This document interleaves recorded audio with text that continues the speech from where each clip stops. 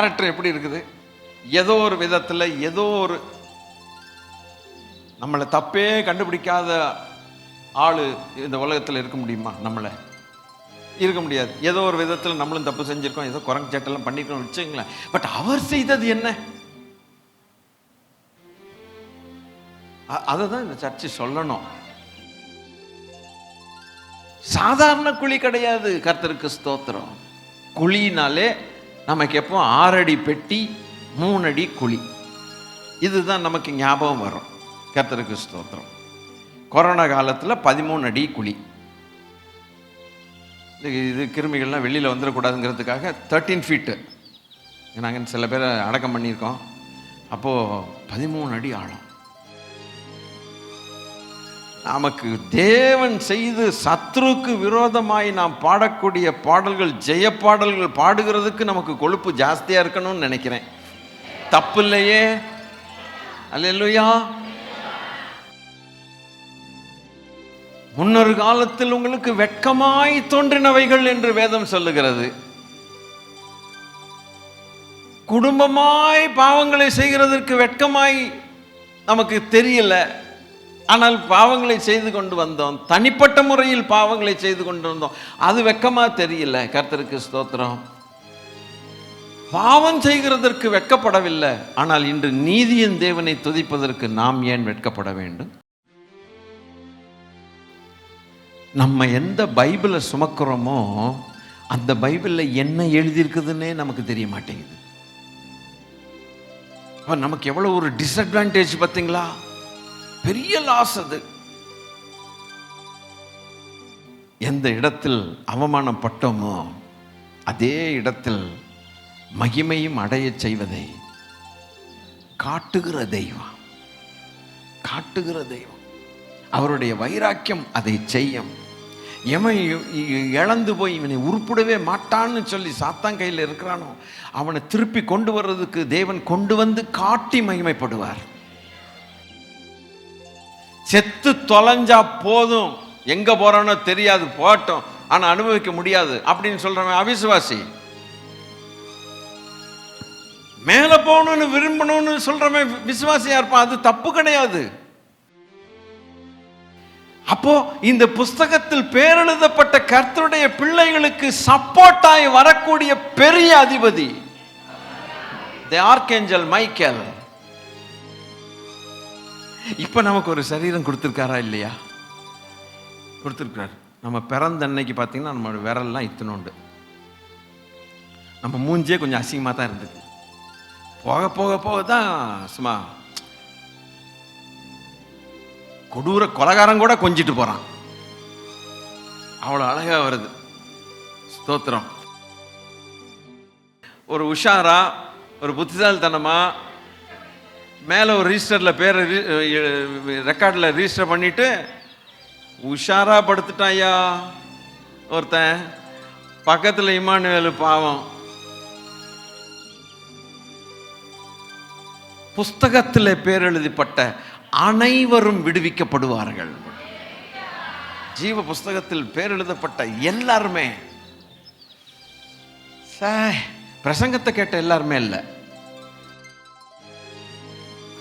அந்த ஒரு செகண்ட்ல எக்காலம் ஊதும் போது ஒரு செகண்ட்ல பட்டுன்னு எந்திரிக்காம பாருங்க, அதுக்கு ரெடி ஆகணும். அவன் யாருன்னா ரிஜிஸ்டர் பண்ணிட்டு உள்ள போனவன். சும்மா எனக்கு ஒரு வசதி இருக்கும்போது சர்ச்சுக்கு வரேன், இல்லாத போது அங்கே போவேன் இங்கே போவேன்.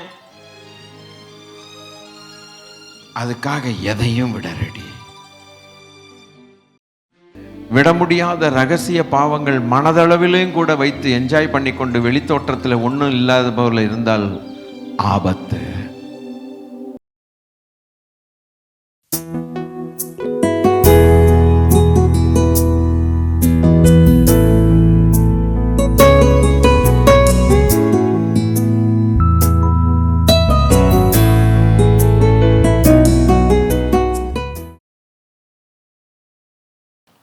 ரட்சிக்கப்பட்ட மனுஷனுக்கும் ரட்சிக்கப்படாதவர்களுக்கும் மரணம் என்பது எவ்விதத்திலே வித்தியாசம்? கொஞ்சம் சொல்லி காட்டுங்களேன்.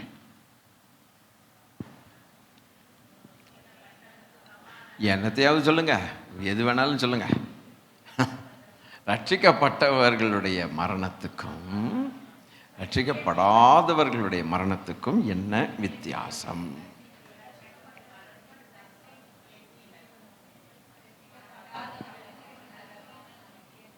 இப்படி 1-2 பேர் சாம்பிளாக சொல்லிட்டா அதெல்லாம் போதும், முடிஞ்சிடும், டைம் ஆச்சுன்னொன்னே அவரே பேசிடுவார் அப்படின்னு நீங்கள் நினைக்கிறீங்க. சரி, பரவாயில்ல. Change, not destruction. Death is not destruction, but death is a change. இந்த மரணத்தை எப்படி அனுப்பப்பட்டது, அதில் ஒரு ரொம்ப உள்ள போகலை, கடைசி முடிவை மாத்திரம் நான் கொஞ்சம் சொல்லிட்டு அதுக்கப்புறம் போகிறேன். தி இம்மார்டாலிட்டி ஹேஸ் பீன் withdrawn. அது பார்த்தது தான். சலுகைகளை கொடுத்து சலுகைகளை திருப்பி பறிக்கிறது போல் ஆகிப்போச்சு. பறிக்கிறது போல் ஆகிப்போச்சு. ஒரு ஆஃபீஸருக்கு வெஹிக்கிள் கொடுத்துருக்குறாங்க, சலுகை அது, எங்கே போனாலும் வெஹிக்கிள் யூஸ் பண்ணுங்கங்கிறாங்க. பெரிய ஆஃபீஸர்ஸ்க்கு என்ன பண்ணுவாங்கன்னா பர்சனல் யூஸ்க்கும் கூட கொடுப்பாங்க. ஃபேமிலியாக நீங்கள் எங்கேயாவது ஊட்டிக்கு போகணுன்னா போகலாம், கம்பெனி செலவில் போகலாம், அது அவங்களுக்கு உண்டு. அந்த அதிகாரம் கொடுக்கப்பட்டால் போகலாம். வருஷத்துக்கு ஒரு முறை ஃபேமிலியாக நீங்கள் இந்தியாவில் எங்கேயும் போகலாம், கம்பெனி காரை எடுத்துகிட்டே நீங்கள் போகலான்ட்டுருவாங்க. அது அவங்களுக்கு ப்ரிவிலேஜ். அது அந்த அந்த மனுஷன் ஏதாவது ஒரு தப்பு கண்டுபிடிச்சிட்டாங்கன்னா, அந்த ஃபெசிலிட்டியை வித்ட்ரா பண்ணிட்டாங்கன்னா அந்த கம்பெனி காரை தொடக்கூடாது, அவங்க பர்சனல் காரில் தான் போகணும்.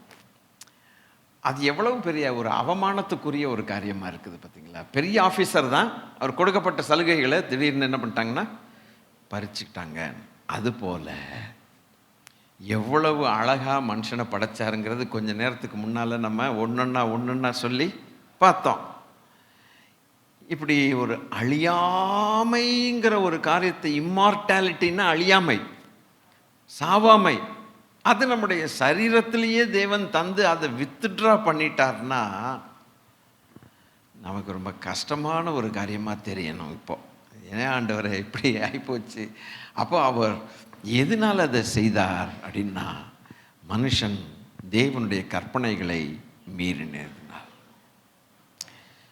கற்பனையை மீறுவதே பாவம். எரிச்சலுள்ள தேவன் என்று எழுதியிருக்கிறது. அப்போ அந்த சேஞ்ச் அப்படிங்கிற ஒரு வார்த்தை எங்கேயாவது பைபிளில் இருக்குதா? அப்போ ரட்சிக்கப்பட்டவனுக்கு அந்த மரணம் என்பது ஒரு சேஞ்சு,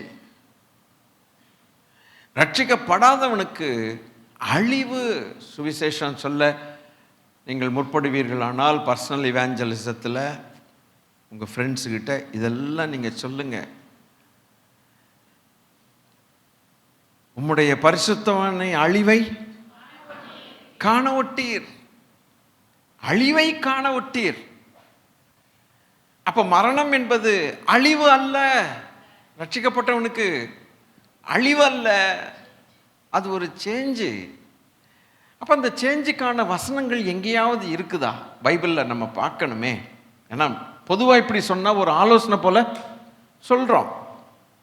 1 கொரிந்தியர் 15வது அதிகாரம், 1 கொரிந்தியர் 15வது அதிகாரம் 51 52, 51 and 52 வாஸ்து பார்த்துடலாமா? என்னதான் சொல்லுது பாருங்க. இதோ ஒரு ரகசியத்தை உங்களுக்கு அறிவிக்கிறேன், அடைவதில்லை. கடைசி எக்காலம் தொனிக்கும் போது ஒரு நிமிஷத்தில், ஒரு இமைப்பொழுதில், கொஞ்சம் இங்கிலீஷில் பாருங்க அதை. Behold, I shew a mystery. We shall not all sleep, but we shall all be. வந்துருச்சே அந்த வார்த்தை. வந்துருச்சேங்கிறதுல இவ்வளோ பெரிய சந்தோஷம் வரணுமே. சேஞ்ச். சரி, இப்போ அடுத்த வசனம் பார்ப்போம். எக்காலம் தொனிக்கும், அப்பொழுது மரித்தோர் அழிவில்லாதவர்களாய் எழுந்திருப்பார்கள், நாமும். அப்படி கொஞ்சம் இங்கிலீஷில் பாருங்க. In a moment In a twinkling of an eye, at the last trump, for the trumpet shall sound, and the dead shall be raised incorruptible, and we shall be changed. We shall be destroyed in வரலையே. Destroyed என்ன? அழிஞ்சு போறது. We shall be destroyed அல்ல. We shall be changed. நேத்து இந்த வசனத்தை பிடிச்சிட்டு கொஞ்ச நேரம் உட்கார்ந்து, ஆண்டவரே உம்முடைய ஜனத்துக்கு இன்னும் ஏதாவது சொல்லணும், என்னோட பேசுங்க ஐயா அப்படின்ட்டு உட்கார்ந்துட்டேன். நிறைய காரியங்கள் சொன்னார். அமெரிக்கன் ஸ்டாண்டர்ட் வெர்ஷனில் சேஞ்சுன்னு போட்டிருக்கு, குட் நியூஸ் பைபிளில் சேஞ்சுன்னு போட்டிருக்கு, த லிவிங் பைபிள்னு ஒன்று உண்டு பேராஃப்ரேஸ்ட், அதில் நியூ பாடிஸ்ன்னு போட்டிருக்கோம், த நியூ பாடிஸ்ன்னு போட்டிருக்கோம். கிங் ஜேம்ஸ் வெர்ஷனில் சேஞ்சுன்னு போட்டிருக்கு, ரிவைஸ்டு ஸ்டாண்டர்ட் வெர்ஷனில் சேஞ்சுன்னு போட்டிருக்கு, ஆம்பிளிஃபைடு பைபிள்னு ஒரு வெர்ஷன் இருக்குது, அதில் சேஞ்ச்டு வண்டர்ஃபுல்லின்னு போட்டிருக்கு, சேஞ்ச்டு வண்டர்ஃபுல்லி. அப்போது ஒரு மனுஷன் ரட்சிக்கப்பட்ட அந்த ஒரு பாக்கியத்தின் நிமித்தம், ரட்சிக்கப்பட்ட ஒரு பாக்கியத்தின் நிமித்தம், இன்னைக்கு நம்மள்கிட்ட வச்சிருக்கிற சில குரங்கு சட்டைகள் புத்திகள்லாம் இருக்குது, இதை பார்க்காதீங்க. இப்போ ஒவ்வொருத்தருடைய கேரக்டர் எப்படி இருக்குது, ஏதோ ஒரு விதத்தில் ஏதோ ஒரு நம்மளை தப்பே கண்டுபிடிக்காத ஆள் இந்த உலகத்தில் இருக்க முடியுமா? நம்மளை இருக்க முடியாது. ஏதோ ஒரு விதத்தில் நம்மளும் தப்பு செஞ்சுருக்கோம், ஏதோ குரங்கு சட்டெல்லாம் பண்ணிருக்கோம் வச்சுங்களேன். பட் அவர் செய்தது என்ன? அதை தான் இந்த சர்ச்சை சொல்லணும், அதை சொல்லணும், சர்ச்சை அதை தான் சொல்லணும். திருப்பி அவர் செய்தது என்ன? அப்போ அவர் செய்ய வேண்டியதை சரியாய் செய்ததுனால இந்த சேட்டைகள் குரங்கு புத்தி எல்லாம் மாத்திக்கலாம்னு சொல்லிட்டு செய்ய வேண்டியது அவர் சரியாய் செய்ததுனால முடிவு மகிமையா இருக்குது. என்ன மகிமையா? அதை அவர் செய்யலைன்னா we will be destroyed. இப்பமும் குரங்கு சட்டை, அப்பமும் டிஸ்ட்ரக்ஷன். அப்ப ரட்சிக்கப்படாதவனுடைய நிலைமை என்ன? Eternal destruction, damnation. இப்போ கொஞ்சம் கொஞ்சமா அப்படி வரும்போது ஒரு காரியம் ஒன்று பார்க்கணும். Are we ready? போலாமா? கொஞ்சம் கொஞ்சமா உள்ள போலாமா? பழைய ஏற்பாட்டில் ஒரு பாட்டு இருக்குதுங்க. நம்ம சில வாரங்களுக்கு இல்லை மாதங்களுக்கு முன்னால ஒரு பாட்டு படிச்சுக்கிட்டோம், திராட்சை தோட்டத்தை குறித்ததான ஒரு பாட்டு. ஞாபகம் இருக்குதா உங்களுக்கு? அதுபோல பழைய ஏற்பாட்டில் இன்னொரு பாட்டு இருக்குதுங்க. அது எங்க இருக்குதுன்னா சங்கீதம் 40:1-2-3ங்க. சங்கீதம் 40:1-2-3 வாசித்து பார்க்கலாமா? கர்த்தருக்காக பொறுமையுடன் காத்திருந்தேன், அவர் என்னிடமாய் சாய்ந்து என் கூப்பிடுதலை கேட்டார். பயங்கரமான குழியிலும் உளையான சேற்றிலும் இருந்து என்னை தூக்கி எடுத்து என் கால்களை கன்மலையின் மேல் நிறுத்தி என் அடிகளை உறுதிப்படுத்தி நமது தேவனை துதிக்கும் புதுப்பாட்டை அவர் என் வாயிலே கொடுத்தார். அநேகர் அதை கண்டு பயந்து கர்த்தரை நம்புவார்கள். இங்கே ஒரு பாட்டு படிக்கிறார் ஒருத்தர். இந்த பாடல் பாடுறதுக்கு ஒரு காரணம் இருக்குது. எப்படி கொஞ்சம் கொஞ்சமா ஸ்லோவா போலாமா? இப்படி பாட்டு படிக்கிறதுக்கு ஒரு காரணம் இருக்குது. என்னதான் காரணம்னா அந்த 3 வசனத்துக்குள்ளேயே அதனுடைய காரணமும் இருக்குது. 2வது வசனத்தில் இருக்குது இந்த காரணம். 2வது வசனத்தில் அதுக்கு ஒரு ரீசன் இருக்குது. ஏன் இந்த பாட்டு பாடுறான் இவன் அப்படின்னா, பயங்கரமான குழியிலும் உளையான சேற்றிலும் இருந்து என்னை தூக்கி எடுத்து என் கால்களை கன்மலையின் மேல் நிறுத்தி என் அடிகளை உறுதிப்படுத்தினார். இதுதான் காரணங்கிறான். அல்லேலூயா. இன்னைக்கு அந்த சங்கீதக்காரன் படிச்ச பாட்டை நம்ம அழகா பாடலாம். ஆமேன், ஆமேன் சொல்லுங்க. ஆமென், படிக்கலாம். அவன் என்ன சொல்றான்னா, அதுக்கு பேரலா புதிய ஏற்பாட்டில் இன்னொரு பாட்டு இருக்குங்க. புதிய ஏற்பாட்டில் இன்னொரு பாட்டு. அது எங்க இருக்குது அப்படின்னா 1 கொரிந்தியர் 15வது அதிகாரத்தில் 55ம் 56ம். கரெக்டுங்க. மரணமே உன் கூர் எங்கே? பாதாளமே உன் ஜெயம் எங்கே? மரணத்தின் கூர் பாவம், பாவத்தின் பலன் நியாயப்பிரமாணம். இந்த பாட்டையும் அந்த பாட்டையும் கொஞ்சம் ஒப்பிட்டு பாருங்க. நீங்க தான் பார்க்கணும். நீங்க தான் பார்க்கணும். என்ன பார்க்குறீங்க? பழைய ஏற்பாட்டில் ஒரு பாட்டு 40வது சங்கீதத்தில் இருக்குது. புதிய ஏற்பாட்டில் ஒரு பாட்டு 1 கொரிந்தியர் 15 இருக்குது. இது ரெண்டுக்குள்ள என்ன தொடர்பு? ரெண்டும் சேம். அல்லேலூயா. ரெண்டு பாட்டும் சேமா தான் தெரியுது. ஏன் சேம்? நாங்க பயங்கரமான குழி, உளையான சேற்றில் இருந்து, அந்த பயங்கரமான குழி என்பது பாதாளம், மரணம். சாதாரண குழி கிடையாது. கர்த்தருக்கு ஸ்தோத்திரம்.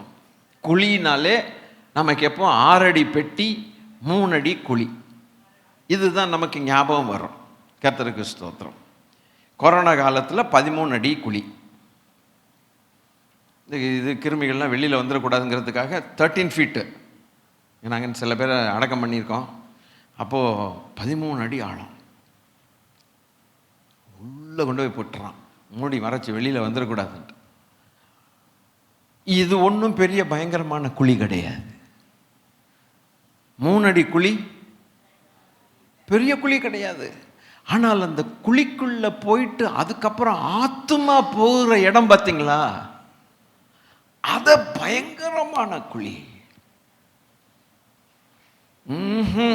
அந்த குழியிலிருந்து, அந்த பாதாளத்திலிருந்து என் தேவன் என்னை எடுத்து விட்டதுனால பாடுகிறேன்கிறான்.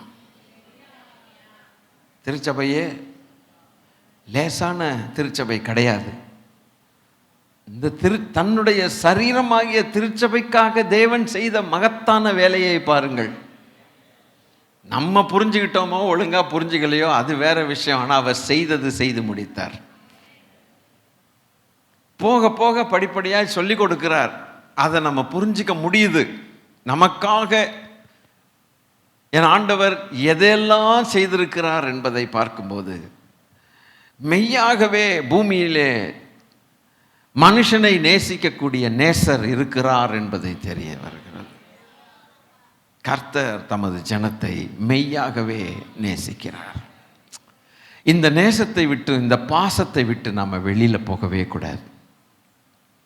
இதை உதறி தள்ளிட்டு நம்ம வெளியில் போகவே கூடாது. கிடைக்காது. அங்கங்கே அலைஞ்சு பார்த்து, ஊரெல்லாம் அலசி பார்த்துட்டு தான் கர்த்தர் வெறுத்து போயிருக்கக்கூடிய சூழ்நிலையில் நான் உனக்கு இருக்கிறேன் என்று சொல்லி அன்பின் கயிறுகளால், தூண்டில் கயிறுகளால் நம்மை இழுத்து கொண்டாராம். இந்த அன்பை விட்டு நம்ம வெளியிலே போகவே கூடாது. அது மாத்திரமல்ல, இந்த அன்பிலே நாம் வளரவும் செய்ய வேண்டும்.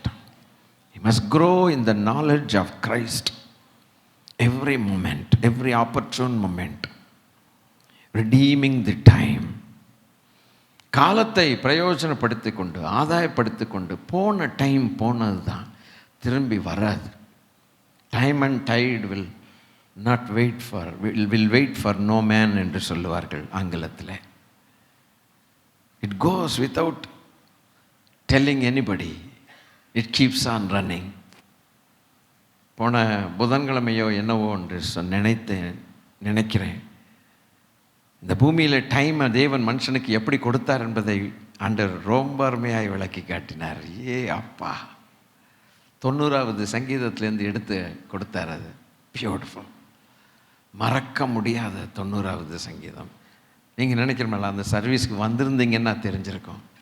Marvellous, marvellous, from everlasting to everlasting, marvellous.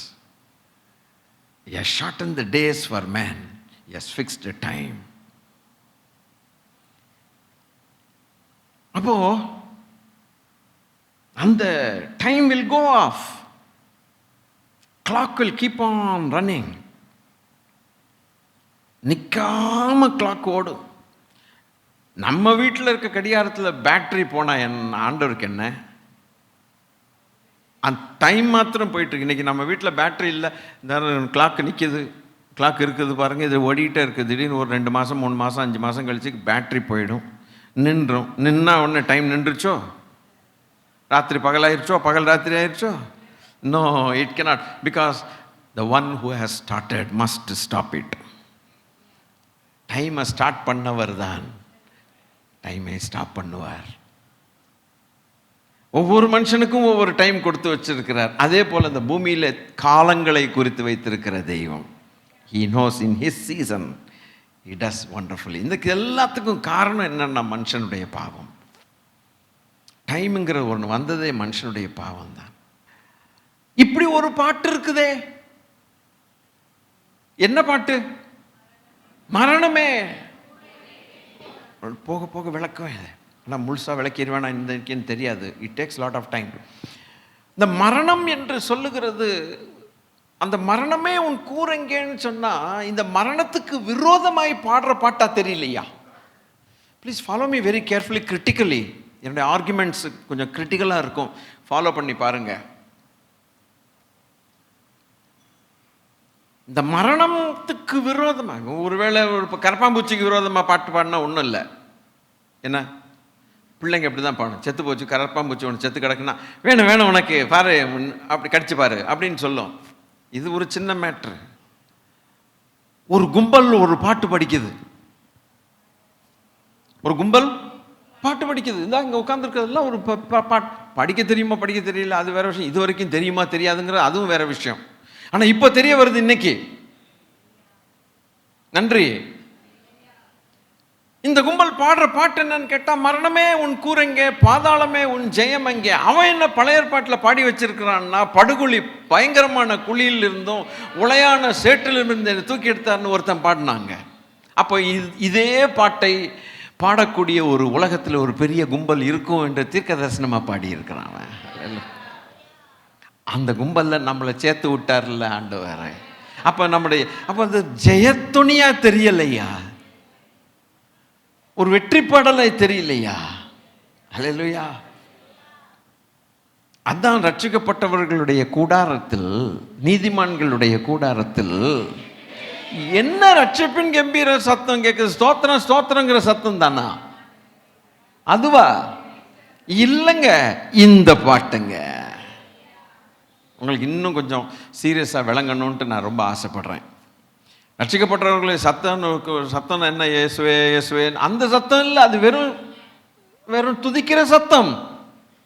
But கூடாரத்தில் கம்பீர சத்தமுள்ள ஒரு பாடல் ஒன்று உண்டல்லவோ, அது என்ன? 4 பேர் பாட்டு எழுதி வச்சதை நம்ம பாடினா அதுதான் நினச்சிக்கிட்டு இருக்கோம்னா இல்லை. பொதுவான அறிவுப்படி என்ன? ஐயோ ஒன்றுமே சொல்ல மாட்டேங்கிறீங்களே.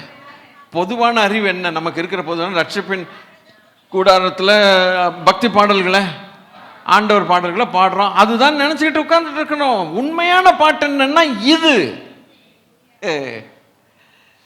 இது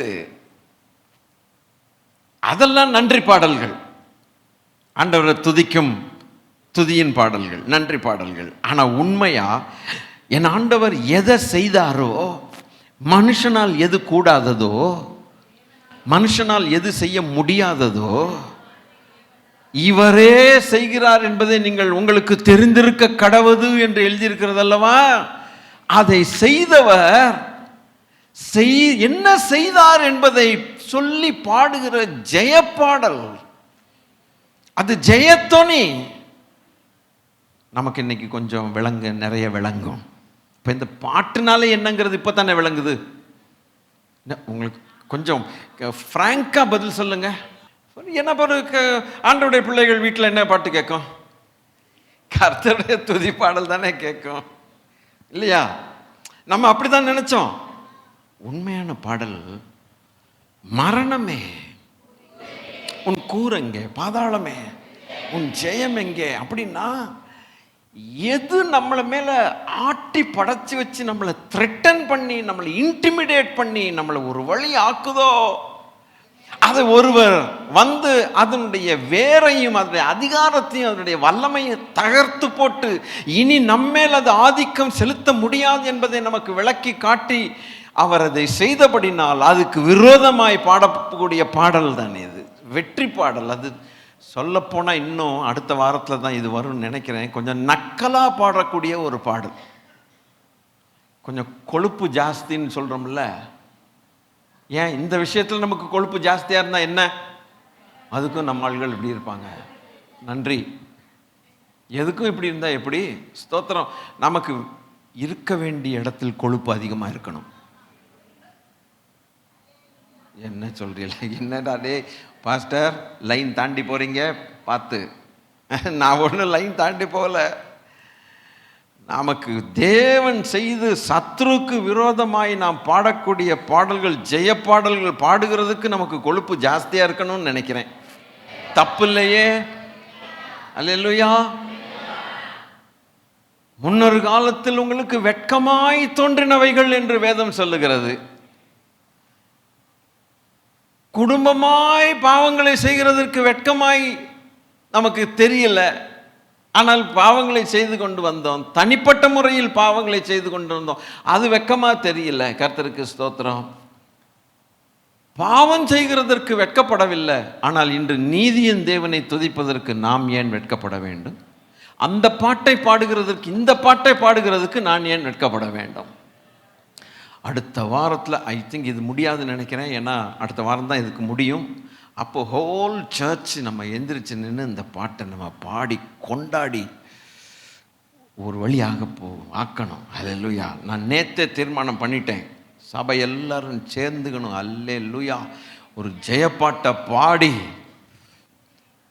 கர்த்தரும் பாடுறாருயா நம்மளோட சேர்ந்து, கர்த்தரோட சேர்ந்து நாம. உங்களுக்கு இது முழுசாக தெரியாததுனால என்னமோ முழிச்சிக்கிட்டு இருக்கீங்க. இருங்க, வாங்க கீழே போகலாம். அப்போ இந்த காரியங்களை பவுலடிகள் இருக்காரு. இப்போ இதுலேருந்து கொஞ்சம் கேர்ஃபுல்லாக நீங்கள் ஃபாலோ பண்ணிட்டு வாங்க. நான் கொஞ்சம் கொஞ்சமாக சீக்கிரம் போகிறேன். இந்த பவுலடிகள் ஒரு காரியத்தை சொல்லுகிறார். இந்த மனுஷனுக்கு ஒரு ஊழியம் கொடுக்கப்பட்டிருக்குது. இந்த மனுஷன் மேல் இருக்கக்கூடிய காலிங் வித்தியாசம், அழைப்பு வித்தியாசம். அழைப்புக்கு ஏற்ற ஞானம் அவனுக்கு கொடுக்கப்பட்டது. யாருக்கு என்ன அழைப்பு இருக்குதோ அதுக்கேற்ற கிருபைகளை தேவன் என்ன செய்கிறார்? தருகிறார். எல்லாருக்கும் ஒரே அழைப்பு இருக்கிறது இல்லை, எல்லாருக்கும் தேவன் ஒரே விதமான கிருபையும் கொடுக்கறது இல்லை.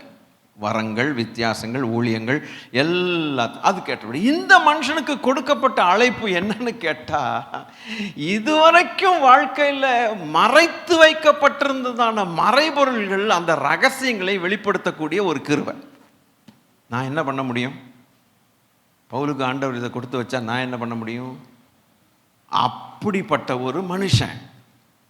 ஸோ அதுக்கு எப்படி ஆதாரம் அப்படின்னா, எபேசியர் 3வது அதிகாரம் 3, 4, 5 ஆகிய 3 வசனங்களை உன்னிப்பாய் கவனித்து பார்த்தால் அது விளங்கும்.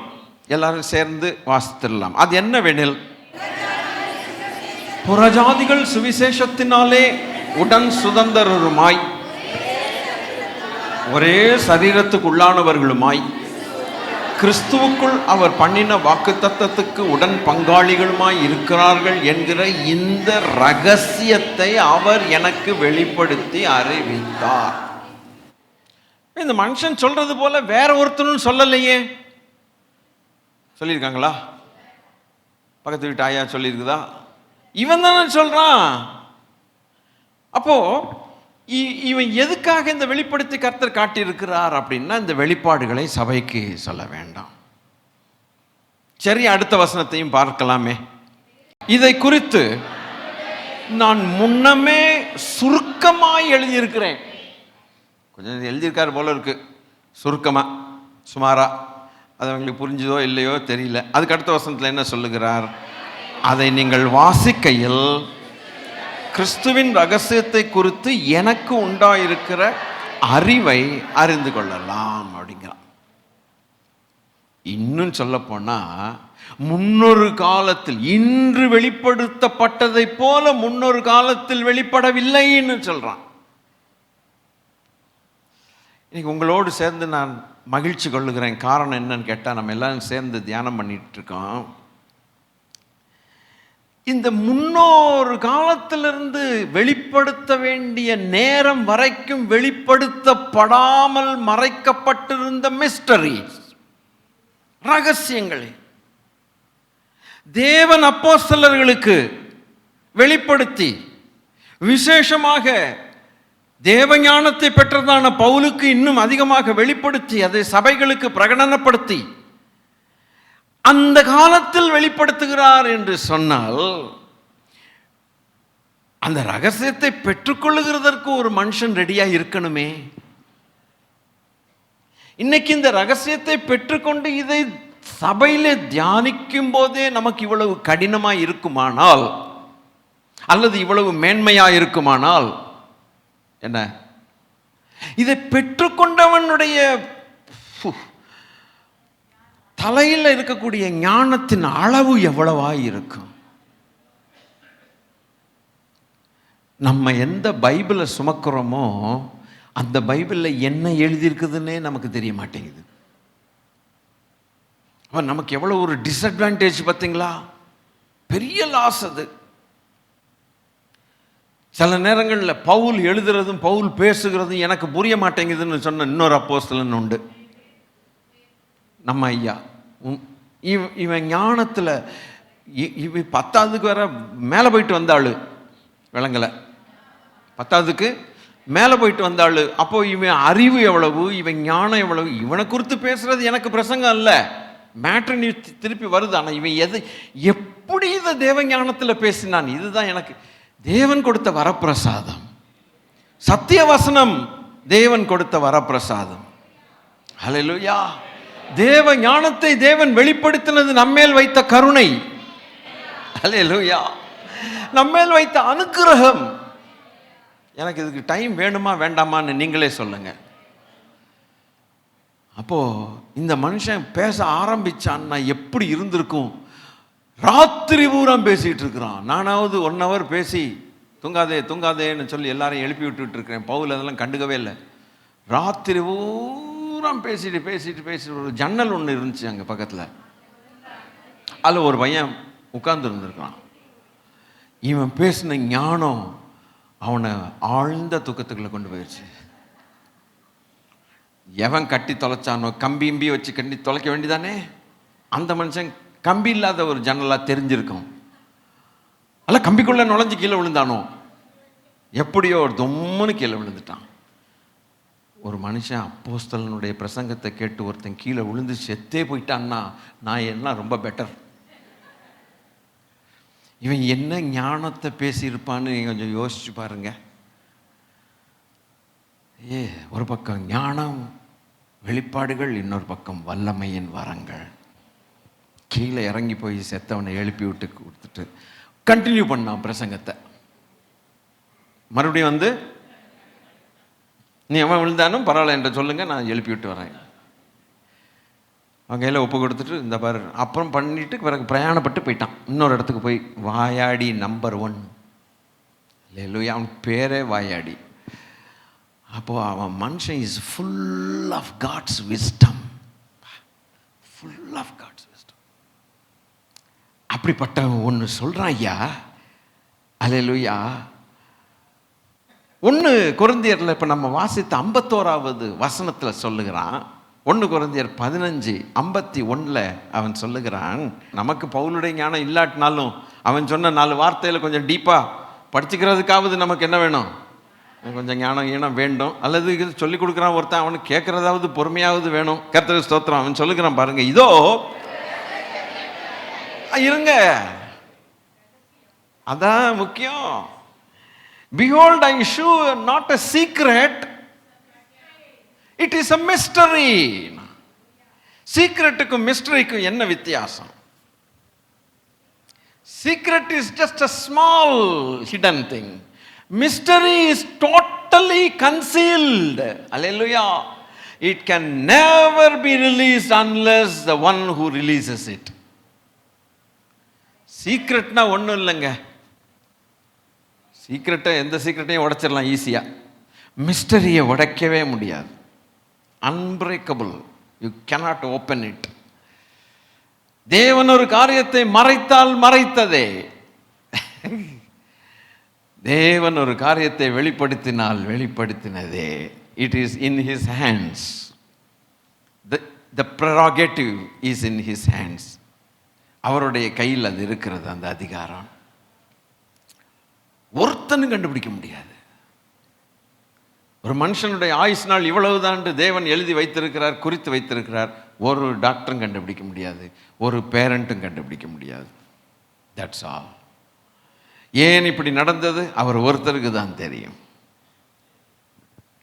அவர் வெளிப்படுத்தினால் இந்த வயதில் நீ மரிப்பாய் அப்படின்னு சொன்னால் சொன்னதுதான், அதன்படியே நடக்கும். சீக்கிரம் போயிடுவா, காரியத்தை செட் பண்ணுன்னார். நான் சொல்கிறேன், இன்றைக்கே நீங்கள் மனசை தேர்த்தி வச்சுங்க, ஃபுல்லாக மரணத்தை பற்றி தான் வரும். சீக்கிரம் செட் பண்ணிக்கப்பா அப்படின்னாரு. அதுக்கப்புறம் அதை எக்ஸ்டெண்ட் பண்ணுறதும் அவர் கையில் தான் இருக்குது. ஸ்தோத்திரம். பண்ணாததும் பண்ணுறதும் அவர் கையில் இருக்கு. He is almighty. அவன் என்ன சொல்லுகிறான்? ஒரு ரகசியத்தை உங்களுக்கு சொல்லுகிறேன்னா, இந்த ரகசியம் சொல்லுகிற வரைக்கும் அந்த ரகசியம் தெரியாதுன்னு தானே அர்த்தம். சரி, ஆர்குமெண்ட்ஸ் இப்படி போகுங்க. இல்லையா? இந்த ரகசியத்தை சொல்றேன்னு ஒரு யாருக்கு போய் சொல்றாங்களோ கேட்கிறவங்களுக்கு அது தெரியாதுன்னு அர்த்தம். தெரிஞ்சவங்களுக்கு நான் ஏன் இப்போ ரகசியத்தை சொல்லுகிறேன்னு சொல்லணும்? இப்போ நானே ஒரு ரகசியத்தை சொல்கிறேன், ஸ்கூட்டரை எப்படி ஸ்டார்ட் பண்ணணுன்ட்டு ஒரு ரகசியத்தை சொல்கிறேன் அப்படின்னா எப்படி இருக்கும் உங்களுக்கு? இப்படி பார்ப்பீங்க, இப்படி மேலே கீழே பார்ப்பீங்க. இதையாடா ரகசியங்கிற? இப்படி பண்ணால் ஆக்சிலேட் பண்ணால் வண்டி ஓடும், ரகசியத்தை சொல்லித்தரேன் கேளு அப்படின்னா. இட்லி சாப்பிட்டதுக்கப்புறம் தண்ணி குடிக்கணும், ஒரு ரகசியத்தை சொல்லித்தரேன் கேளு. இந்த மாதிரிலாம் சொன்னோன்னா கொண்ட போய் சென்னை 10ங்கிற பின்கோடில் நம்மளை கொண்டு வந்து நீட்டாக போட்டுருவானுங்க. ஆனால் ஒன்றுமே தெரியாத போது நம்ம ஒரு காரியத்தை சொல்கிறோன்னா அதுவும் வெறும் சீக்ரெட் இல்லை, it is a mystery. Mysteries come from God. அப்பனா அது முன்னால அது வரைக்கும் அந்த ஜனங்களுக்கு தெரியல. 1 தெசலோனிக்கேயர் 4வது அதிகாரம் 13வது வசனத்தில் அருமையான அப்போஸ்தலன் சொல்லுகிறது. எப்படி சொல்லுகிறான்? 4:13 அன்றியும் சகோதரரே, நித்திரை அடைந்தவர்களின் நிமித்தம் நீங்கள் நம்பிக்கை அற்றவர்களான மற்றவர்களைப் போல துக்கித்து அறிவு இல்லாதிருக்க எனக்கு மனது இல்லை. வெயிட் பண்ணுங்க. அப்போ ஒரு கூட்டம் பூமியில் அறிவில்லாமல் துக்கிக்கிற கூட்டம் ஒன்று உண்டுன்ற அர்த்தம். I am just taking the plain word. கலப்படம் இல்லாமல் அந்த வசனத்தை மாத்திரம் நான் அப்படி எடுத்துக்கிட்டு இன்டர்பிரேட் பண்ணிட்டு போயிட்டே இருக்கேன். நம்பிக்கை அற்றவர்களான மற்றவர்களைப் போல துக்கித்து அறிவில்லாமல். அப்போ ஒரு கூட்டத்து ஜனத்துக்கு நம்பிக்கை இல்லை. என்னமோ நான் மாறிட்டா, ட்ராக் மாறிடுச்சா, நம்பிக்கை இல்லை. ஒரு கூட்டத்து ஜனத்துக்கு துக்கம் இருக்கு. துக்கம்னா நம்மளை விட்டு சிலர் போயிட்டாங்கன்னா அந்த துக்கம் வர்றது சகஜம் மாம்சத்தில். அது அந்த துக்கத்தை சொல்லி பேசலை, அதல்ல. அப்பா போயிருப்பாங்க, இல்லை அண்ணன் யாரோ ஒருத்தர் போனால் கஷ்டமான காரியம், அது நம்ம பிரிவின் நிமித்தம் படுகிற துக்கம், அதல்ல. இந்த துக்கம் வேற, இந்த துக்கம் வேற. அப்போ இது நம்பிக்கை இல்லாதவர்களுடைய துக்கம். நம்ம துக்கம் நம்பிக்கை உள்ளவர்களின் துக்கம். அதான் வித்தியாசம். என்ன சொல்ல வர்றீங்க? நமக்கு தெரியும், நம்முடைய தகப்பனாரோ தாயாரோ அண்ணனோ பெரியப்பா சித்தப்பா ஒய்ஃபு ஹஸ்பண்டு யாரு போனாலுமே ஒரு துக்கம் வர்றது உண்டு தான். உங்களுக்கு நல்லா புரியுது, ஆனால் சொல்றதுக்கு கஷ்டமா இருக்குது. பட் அதில் எங்களுக்கு நம்பிக்கை உண்டு. துக்கப்பட்டாலும் எங்களுக்கு நம்பிக்கை உண்டு. நமக்கு தான் நல்லா தெரியுமே அவங்க போன இடம் எதுன்னு நமக்கு நல்லா தெரியும். அந்த துக்கம் நாளடைவில் ஒரு நாள் மறையும். ஒரு 2 நாள் கழித்து ஒரு பிரியாணி போட்டால் அதுக்கு பேர் தான் அவன் துக்க நிவிர்த்தி கூட்டம்னு சொல்கிறாங்க. சரி, அது போகுதோ பிரியாணி வருதோ இல்லையோ அது வேறு விஷயம். But we have hope because we know the truth. Amen. ஸ்தோத்திரம். அவனுங்களை போல நீங்க இருந்தா எப்படிறான்னு கேட்கிறாரு பவுல். அவங்கள போல நீங்க எப்படியா? அப்போ அந்த காலத்தில் ஒருவேளை நான் நினைக்கிறேன் பவுலடிகள் போகிற இடங்கள்லாம் கண்டுபிடிச்சிருப்பாருன்னு நினைக்கிறேன். என்ன கண்டுபிடிச்சிருப்பாரு? இந்த நம்பிக்கையோட இல்லாமல் நம்பிக்கை அற்றவர்களைப் போலவே மாரடைச்சுக்கிட்டு புலம்பல் பண்ணி அஞ்ஞானிகளைப் போல இருக்கக்கூடிய ஜனங்களை பார்த்திருக்க கூடும் என்று என்னுடைய கணிப்பு. உடனே அதை சொல்ல வேண்டிய ஒரு நேரம் வருது. சொல்லுகிறார். கொரிந்து சபைக்கு எழுதும் பொழுது மிஸ்டரிங்கிறார். ரகசியம், மிஸ்டரி அப்படின்னு சொல்றார். இப்போ கொஞ்சம் கொஞ்சமா நம்ம வரப்போகிறோம். கர்த்தருக்கு ஸ்தோத்திரம். அப்போ ஏன் மரிக்கணும்? இந்த சரீரம் ஏன் போகணும்? இந்த மண்ணுக்குள்ள போகுதே. 15வது அதிகாரத்தில் நம்ம 51 வாசிக்கும் பொழுது ஒரு இமைப்பொழுதிலேன்னு வாசிக்கிறோம். 1 தெசலோனிக்கேயர் 4வது அதிகாரத்தில் வாசிக்கும் போது கிறிஸ்துவுக்குள் மரித்தவர்கள் முதலாவது எழுந்திருப்பார்கள். ஸ்டாண்டர்டாக நம்ம கேட்ட பிரசங்கங்கள், காலகாலமாக கேட்ட பிரசங்கங்கள். நம்முடைய சொந்தக்காரர்கள் மரிக்கும் போதும் அந்த பிரசங்கத்தை கேட்டிருக்கிறோம், மற்றவர்கள் மரிக்கும் போதும் அந்த பிரசங்கத்தை கேட்டிருக்கிறோம். பட் இங்க ஆர்குமெண்ட் எப்படின்னா, என்னையா நீர் சொல்ல வர்றீர், அங்கதான் விஷயமே இருக்குது. ஹல்லேலூயா. ஆதியாகமம் 3வது அதிகாரம் 19 பவுலுக்கு தெரியாதோ? அது என்ன முதல்ல நமக்கு தெரியணும். அது என்னங்கிறது நமக்கு தெரியணும். எடுங்களேன் பார்ப்போம். ஆதியாகமம் 3வது அதிகாரம் 19வது வசனம் என்ன சொல்லுது? நீ பூமியிலிருந்து எடுக்கப்பட்டபடியால் நீ பூமிக்கு திரும்ப மட்டும் உன் முகத்தின் வேர்வையால் ஆகாரம் புசிப்பாய். நீ மண்ணாய் இருக்கிறாய், மண்ணுக்கு திரும்புவாய். ஐயா பவுலையா, இது உங்களுக்கு தெரியாதா? தெரியாதா? தெரியுமில்ல. அப்புறம் என்ன நாம் இமைப்பொழுதில்லை அது இதுன்ட்டு என்னத்தை இல்லாம சொல்றீங்க? இது நடக்கிறது, இது நீங்க சொல்றது வேற அப்படின்னு ஒருவேளை எவனாவது கேட்டா, ஐயா அதுக்கு ஒரு பதில் வச்சிருக்கிறார். 1 கொரிந்தியர் 15வது அதிகாரத்தில் 50வது வசனத்தை பாருங்கள். அல்லேலூயா. சகோதரரே, நான் சொல்லுகிறது என்னவென்றால், எனக்கு எல்லாம் தெரியுமியா. ஆதியாகமம் 3:19 தெரியும். நான் என்ன சொல்ல வர்றேன்னா, மாம்சமும் இரத்தமும் தேவனுடைய ராஜ்யத்தை சுதந்திரிக்க மாட்டாது, அழிவுள்ளது அழியாமையை சுதந்திரிப்பதில்லை. அப்போ ஐயா எதை வச்சு பேசுறாரு? ஆதியாகமம் 3:19 வச்சு கரெக்டா சொல்றார். பவுல் இல்லை இப்போ நம்ம மத்தியில் இருந்தா 4 கேள்வி. நம்ம பிரைஸ்டார் மக்கள் எதுக்கும் கேள்வி கேட்க மாட்டாங்க, நல்ல மக்கள். அது எதுவும் சொன்னாரா அப்படி போயிட்டே இருப்போமா அப்படின்னு. ஆனால் 1-2 பேர் கேட்கலாம். ஐயா நீங்கள் இது 3:19 மறந்துட்டீங்களா? என்னமோ நடக்கிறது இது ஒன்று, இது ஏதோ நடக்காத மாதிரி புதுசாக நீங்கள் சொன்னீங்கன்னா நாங்கள் அதை ஏற்றுக்கொள்ள முடியாது. அதெல்லாம் we cannot accept it.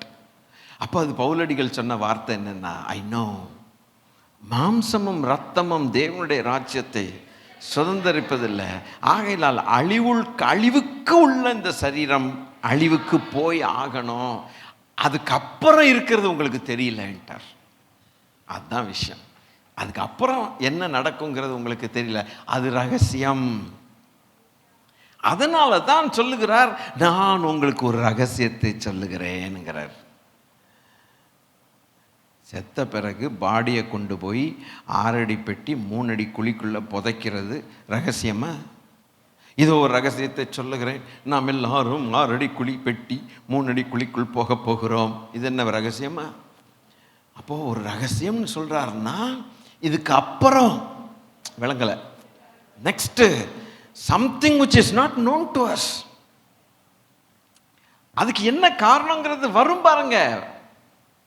வரும் இந்த ஆராதனையில். அதுக்கப்புறம் அடுத்த ஆராதனையில் பெரிய பாட்டே வந்துடும் நமக்கு. எந்திரிச்சு நின்று பாடி கொண்டாடி ஒரு குதிப்போம் பாருங்க. வாழ்நாளெல்லாம் இனி நமக்கு அந்த பாட்டா மாறிடும். இருக்கட்டும். அப்போ அவர் சொல்லுகிறார், அல்லேலூயா, என்னதான் அந்த மிஸ்டரின்னாக்க 51 52 பாருங்க. 52 பாருங்க. எக்காலம் தொனிக்கும், அழிவில்லாதவர்களாக எழுந்திருப்பார்கள், நாமும் மறுரூபம் ஆகும். நான் இங்கிலீஷ் பைபிள்லேருந்து வர்றேன், தமிழ் பைபிள்லேருந்து வரல, இங்கிலீஷ் பைபிள்லேருந்து வர்றேன். மிஸ்டரி நம்பர் 1 என்னன்னு கேட்டா, the saints in the Lord will not die but will be changed. That is number 1 mystery. number 1 mystery. செத்து போயிட்டாருன்னு சொல்றது இல்லை, சேஞ்சுக்கு போயிருக்கிறார். ஒரு சின்ன விளக்கம் கொடுக்குறேன். தப்பான விளக்கமாக தான் தோணும் அது, ஆனால் அது தப்பு கிடையாது. ஆனால் கொஞ்சம் கேட்குறதுக்கு கஷ்டமாக இருக்கும். ஒரு விளக்கம் கொடுக்குறேன், கேளுங்க. ஒரு மனுஷன் இன்னைக்கு இந்த தண்டையார்பேட்டையில் இறந்து போயிட்டார். அவரை கொண்டு போய் உடனே நம்ம 2 நாளைக்குள்ள நம்ம புதைக்கணும். வேறு வழி இல்லை, ஏதாவது செய்யணும். செஞ்சாச்சு. திரும்பி அந்த மனுஷன் வர்றதில்லையே. he will not come back. ஆனால் இதே தண்டையார்பேட்டையிலேருந்து ஒருத்தர் ரொம்ப வருஷமாக அப்படியே வீட்டில் இருக்கோம், போர் அடிக்குது, அது பண்ணுது, எங்கேயாவது 2 நாளைக்கு போய் ஒரு காற்று வாங்கிட்டு வருவோன்ட்டு ஒரு ஊட்டியோ கொடைக்கானலுக்கோ போகிறார். போயிட்டு போனவர் திரும்பி வருவாரா? வருவார். அவர் ஒரு சேஞ்சுக்காக போனவர் சேஞ்சை அனுபவிப்பார் இல்லையா? அப்படி ஊட்டிக்கு போனவனை கொண்டு போய் பெட்டிலையா வைக்கிறது? வைக்க மாட்டோம். அதானே? அதுதான். அது போல தான் இவர் சொல்றாரு, he will rise up because he has gone for a, he is going for a change now. உங்க பார்வையில் அவர் மரித்தார்னு சொல்றீங்க, உங்க பார்வையில் செத்து போயிட்டாருன்னு சொல்றீங்க. ஆனால் அந்த மனுஷன் தேவனுக்குள், கிறிஸ்துவுக்குள் மரித்ததுனாலே அவர் சேஞ்சுக்கு போயிருக்க, ஊட்டிக்கு போயிருக்காருங்க. காத்துவாங்க போனவர் அங்கே தான் இருப்பார் போல இருக்கு, திரும்பி வரமாட்டார் போல தெரியுது. ஏன்னா அது இடம் நல்லா இருக்கு. விளங்கலையே யாருக்கும்? எப்படி விளங்குது? ஆமாம், நம்ம ஊட்டிக்கு போனால் திருப்பி என்ன செய்யணும்? கூட்டிகிட்டு தான் வரணும் எல்லாத்தையும். ஒன்றும் பிரமாதம் இல்லை. சென்னையும் ஊட்டியும் ஏதோ கொஞ்சம் கூலாக இருக்கும், கொஞ்சம் தோட்டங்கிட்டம் இருக்கும், அவ்வளோதான். பிரமாதம் ஒன்றும் இல்லை. ஆனால் பிரமாதமான ஒரு இடத்துக்கு போகணும். போனவனும் திரும்பி வரமாட்டான். வர சொன்னா கூட வரமாட்டான். அல்லேலூயா. இங்க வாயை திறந்து பேச சொன்னாலும் பேச மாட்டான். இந்த சபையில் சொல்ல வேண்டாமா?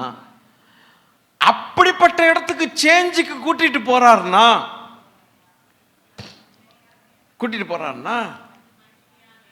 அவனை விடாம தடுக்கிற ஒன்ன வெட்டி ஆகணும். அந்த சேஞ்ச் வர விடாம ஒண்ணு ஜனத்தை கட்டி வச்சிருக்குதுயா. அத மண்டையை போட்டு ஒட்டச்சா, பவர் இழந்துட்டா,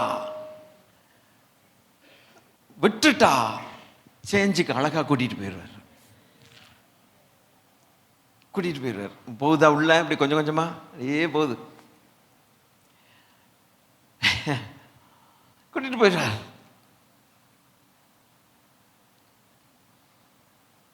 ஏன் இதை செய்யணும் அப்படின்னா, இதை ஏன் இப்படி செய்யணும்னா, பரிதாபப்பட்டார். ஒரு காலத்தில் சொல்லுங்க, God bless you. இம்மார்டாலிட்டியை வித்ட்ரா பண்ணி சாவாமைய பறிச்சுட்டு சாவை உள்ள அனுப்பினார். பார்த்தீங்களா? அதை ரிவர்ஸ் பண்ற. போதும், என் பிரசங்கமே போதும். Reverse state. அப்போ சாவை வித்ட்ரா பண்ணி சாவாமை திரும்ப தருகிறார். இன்னும் இருக்கு மஜா இந்த வார்த்தையில். கொஞ்சம் கொஞ்சமா நீங்க புரிஞ்சுக்குவீங்க. இது ரகசியம் தான் பவுல். இப்ப விளங்கிருச்சா? இது உங்களுக்கு இது தெரியல, நான் அந்த ரகசியத்தை சொல்றேன். ரிவர்ஸ் பண்ணிட்டாருன்ட்டான். அவ்வளவுதான். If you die in Christ you must know that one formula, one judgment was reversed. கல்லறையில் கேட்டிருக்கோம் வேற விஷயம், ஆனால் இல்லறையில் கேட்கறது, இல்லறைன்னா இங்கே இல்லறையில் கேட்கறது ரகசியங்களை கேட்கலாம். எனவே தான் மரித்த கிறிஸ்துவுக்குள் மரித்தவர்கள் பாக்கியவான்கள் என்று எழுது. பாக்கியவான்கள். சரி, இப்போ அப்பன்னா இவன் ஏன் மரணத்துக்கு மண்ணுக்கு போகணுங்கிறது தெரிஞ்சு போச்சு. ஏன் மண்ணுக்கு போகணுங்கிறது தெரிஞ்சு போச்சு. இவன் மண்ணுக்கு தான் போவான். எதுக்கு போகணும்? இப்போ மண்ணுக்கு போகாமையே போகலாமே. ரட்சிக்கப்பட்டவொடனே டைன்னு மேலே போயிடலாமே. ஒருத்தர் மண்ணுக்கு போயிட்டான். இப்போ ரட்சிக்கப்பட்டவர்கள் மண்ணுக்கு போயிட்டாங்க. ஸ்தோத்திரம். ஏன் போகணும்? சரி, மண்ணுக்கு திரும்புவாய் சொல்லி இருக்கிறார் ஆண்டவர். மண்ணுக்கு திரும்புவாய். அடுத்து இன்னொரு ஒரு நமக்கு ஒரு காரியம் புரியணுங்க. அதாவது நம்முடைய ஆண்டவர் ரொம்ப ஒரு மாதிரியான ஆண்டவர் தான். அது என்ன ஒரு மாதிரியான ஆண்டவர்? விசேஷித்தவர் இருக்கட்டும், பழி வாங்குறவரும் மறந்து போகக்கூடாது. அதுதான் சொன்னேன், ஒரு மாதிரியான ஆண்டவர். நம்மளை படைச்சவர் அப்படி. பழி வாங்குதல் எனக்குரியது, நானே பதில் செய்வேன்னு ஒரு வார்த்தையை சொல்லியிருக்கிறார் பாருங்க. அவர் ஒரு கொஞ்சம் வைராக்கியம் நிறைந்த தெய்வங்க. ஹல்லேலூயா. பயங்கர நீதிங்க. மனுஷ மூளைக்கு எட்டாத நீதியும் நியாயமும் பக்காவங்க. அவர்கிட்ட விளையாடவே ஒருத்தனுக்கு முடியாதுங்க. அவர் முன்னால நிற்கவே முடியாது. கண்டதையும் செஞ்சு போட்டுட்டு வேடிக்கை பார்த்துட்டு ஜெயிக்கலான்னு சொல்லிட்டு ஜாலியாக விட்டுருவாருன்னு நினச்சிக்கிட்டு இருந்திருக்கிறான் பிசாசு. அது முடியாது. அவருக்கு எரிச்சல் ஊற்றினவன் தப்புனது இல்லையே. அதையும் நம்ம புரிஞ்சுக்கணுமே. எப்போ பார்த்தாலும் ஒரு ஆட்டுக்குட்டியை சுமந்துக்கிட்டே போறாரு, அதைத்தான் பார்த்துட்டு இருக்கீங்களோ? இல்லைங்க.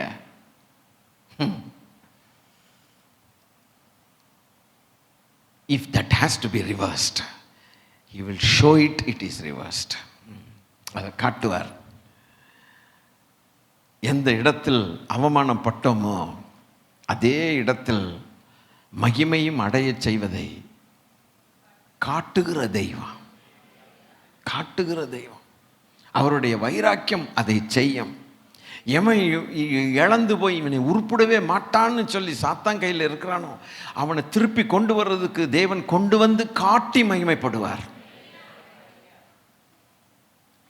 அதனால தான் உங்களையும் உங்கள் பிள்ளைகளையும் உங்களுக்கு கர்த்தர் கொடுத்த எல்லாவற்றையும் விடாமல் கர்த்தருடைய ரத்தத்துக்கு கீழாக எப்போதும் கொண்டு வாங்க.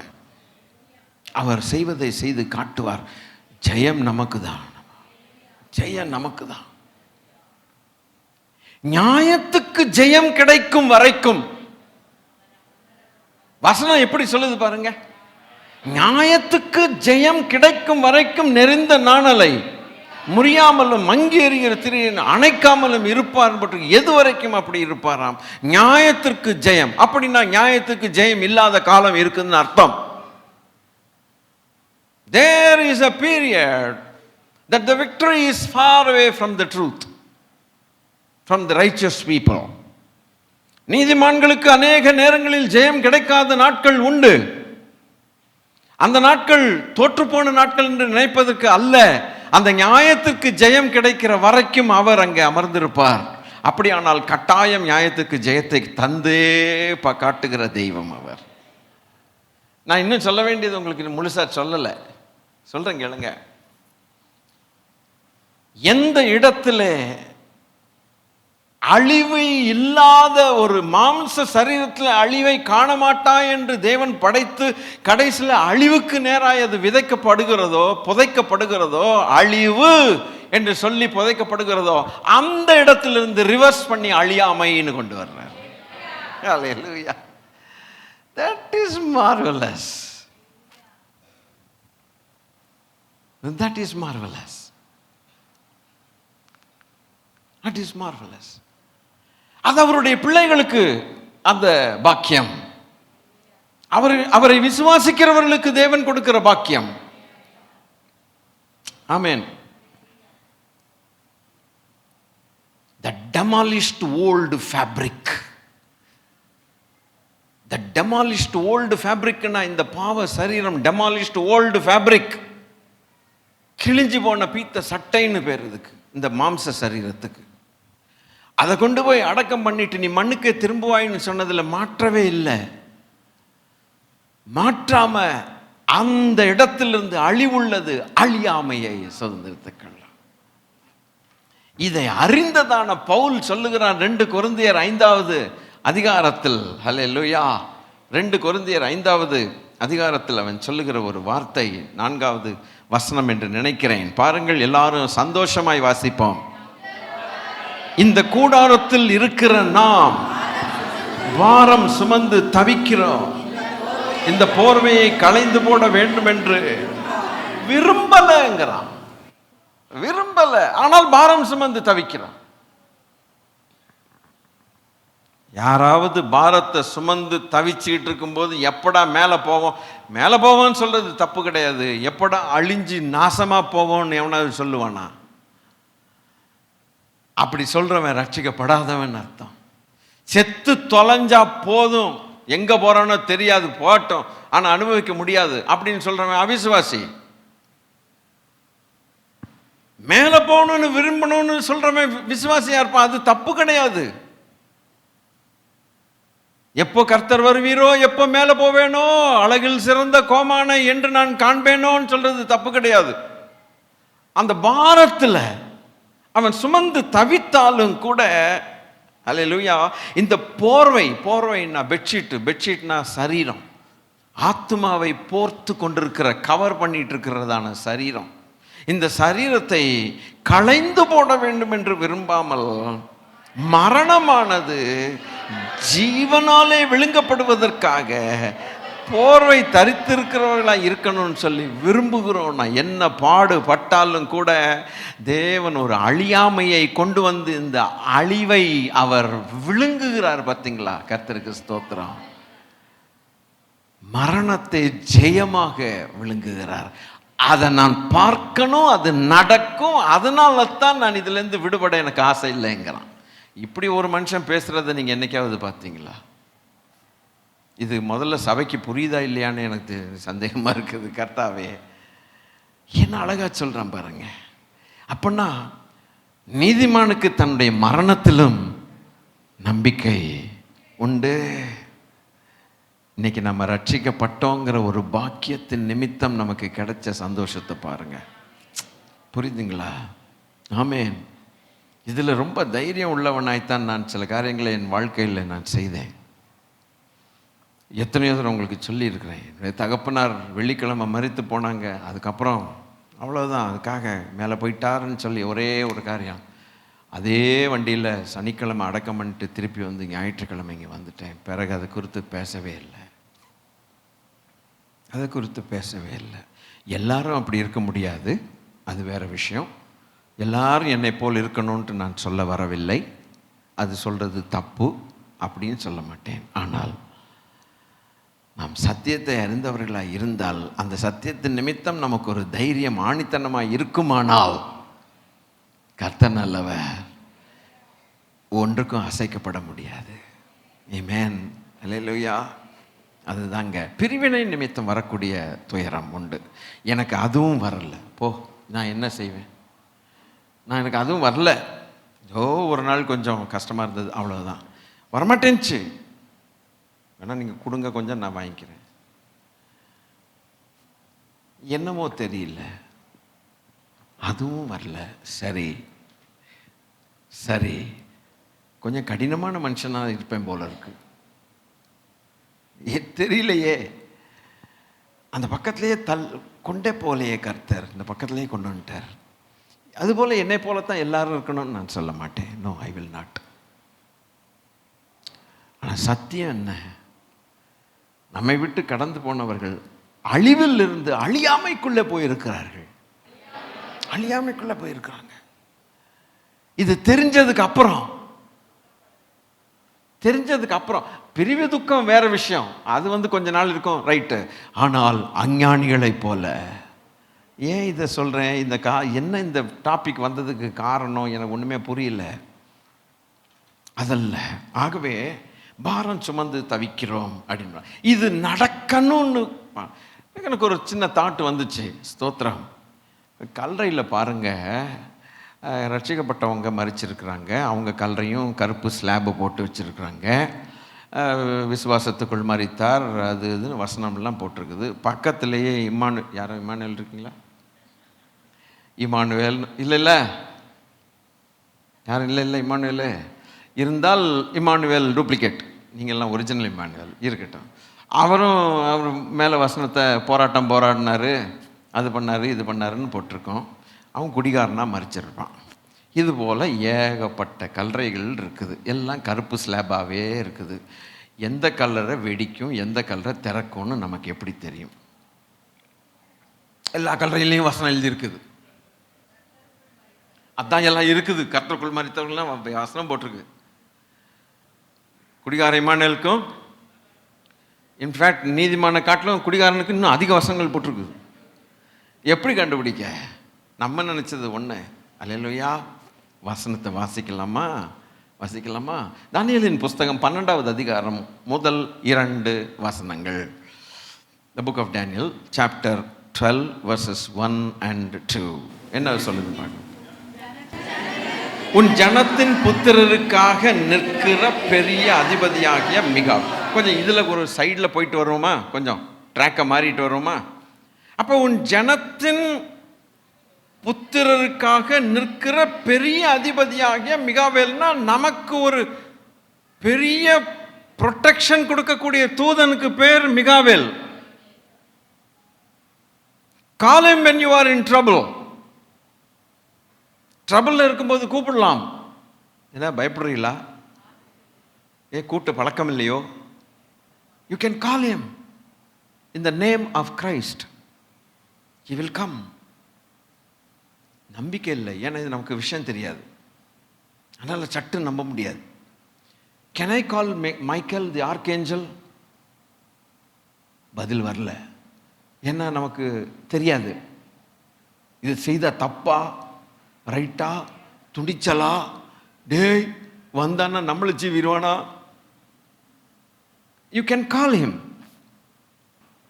ஏன்னா நம் கர்த்தருடைய ஜனத்தின் புத்திரருக்காக நிற்கிற அதிபதி மிகாவேல். கொஞ்சம் சைடில் போயிட்டு தான் உள்ள வர்றேன். அப்ப நமக்காக ஒரு நிறைய பேருக்கு உட்கார்ந்துருக்கு, அத்தனை பேருக்கு இதெல்லாம் நம்ம செய்யலாமா தப்பா அப்படின்னு நினைக்கிறோம். நோ, இங்கே இட் இஸ் ரிட்டன். இதே தானியேல் கொஞ்சம் கை வச்சுங்க. 10வது அதிகாரத்துடைய கடைசி வார்த்தையை பாருங்க. 10வது அதிகாரத்துடைய கடைசி, Daniel chapter 10 verse last verse பாருங்க. எப்படி? சத்திய எழுத்திலே கண்டிருக்கிறதை நான் உனக்கு தெரிவிப்பேன். என்னது? உங்கள் அதிபதியாகிய மிகாவேலை தவிர என்னோடு கூட அவர்களுக்கு விரோதமாய் பலன் கொண்கிற வேறு ஒருவனும் இல்லை. இப்ப கர்த்தரும் தூதர்களும். விளங்கலை? கொஞ்சம் விளங்கணும், கொஞ்சம் டைம் ஆகும். என்ன பண்ண? அல்லேலூயா. கேஸ் ஸ்டவ் மாதிரியா எல்லாரும் ஹாட் பிளேட் மாதிரி இருக்கும். ஸ்தோத்திரம். அப்போ என்ன போட்டிருக்குது? உங்கள் அதிபதியாகிய மிகாவேலை தவிரனா he is the number 1 warrior, a warring angel of God, number 1. அவன் வந்துட்டான்னா அதுக்கப்புறம் அவனை ஜெயிக்கிறதுக்கு யாருமே கிடையாது. கர்த்தருக்கு மகிமை உண்டாவதாக.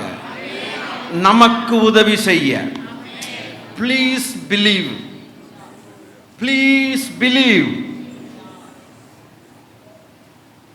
சகாயம் பெற்ற தேவ சபையே நம்பு. சகாயம் இல்லாத சபை அல்ல, சகாயம் பெற்ற தேவ சபையே. உனக்கு இருக்கிற சகாயத்தை பார்.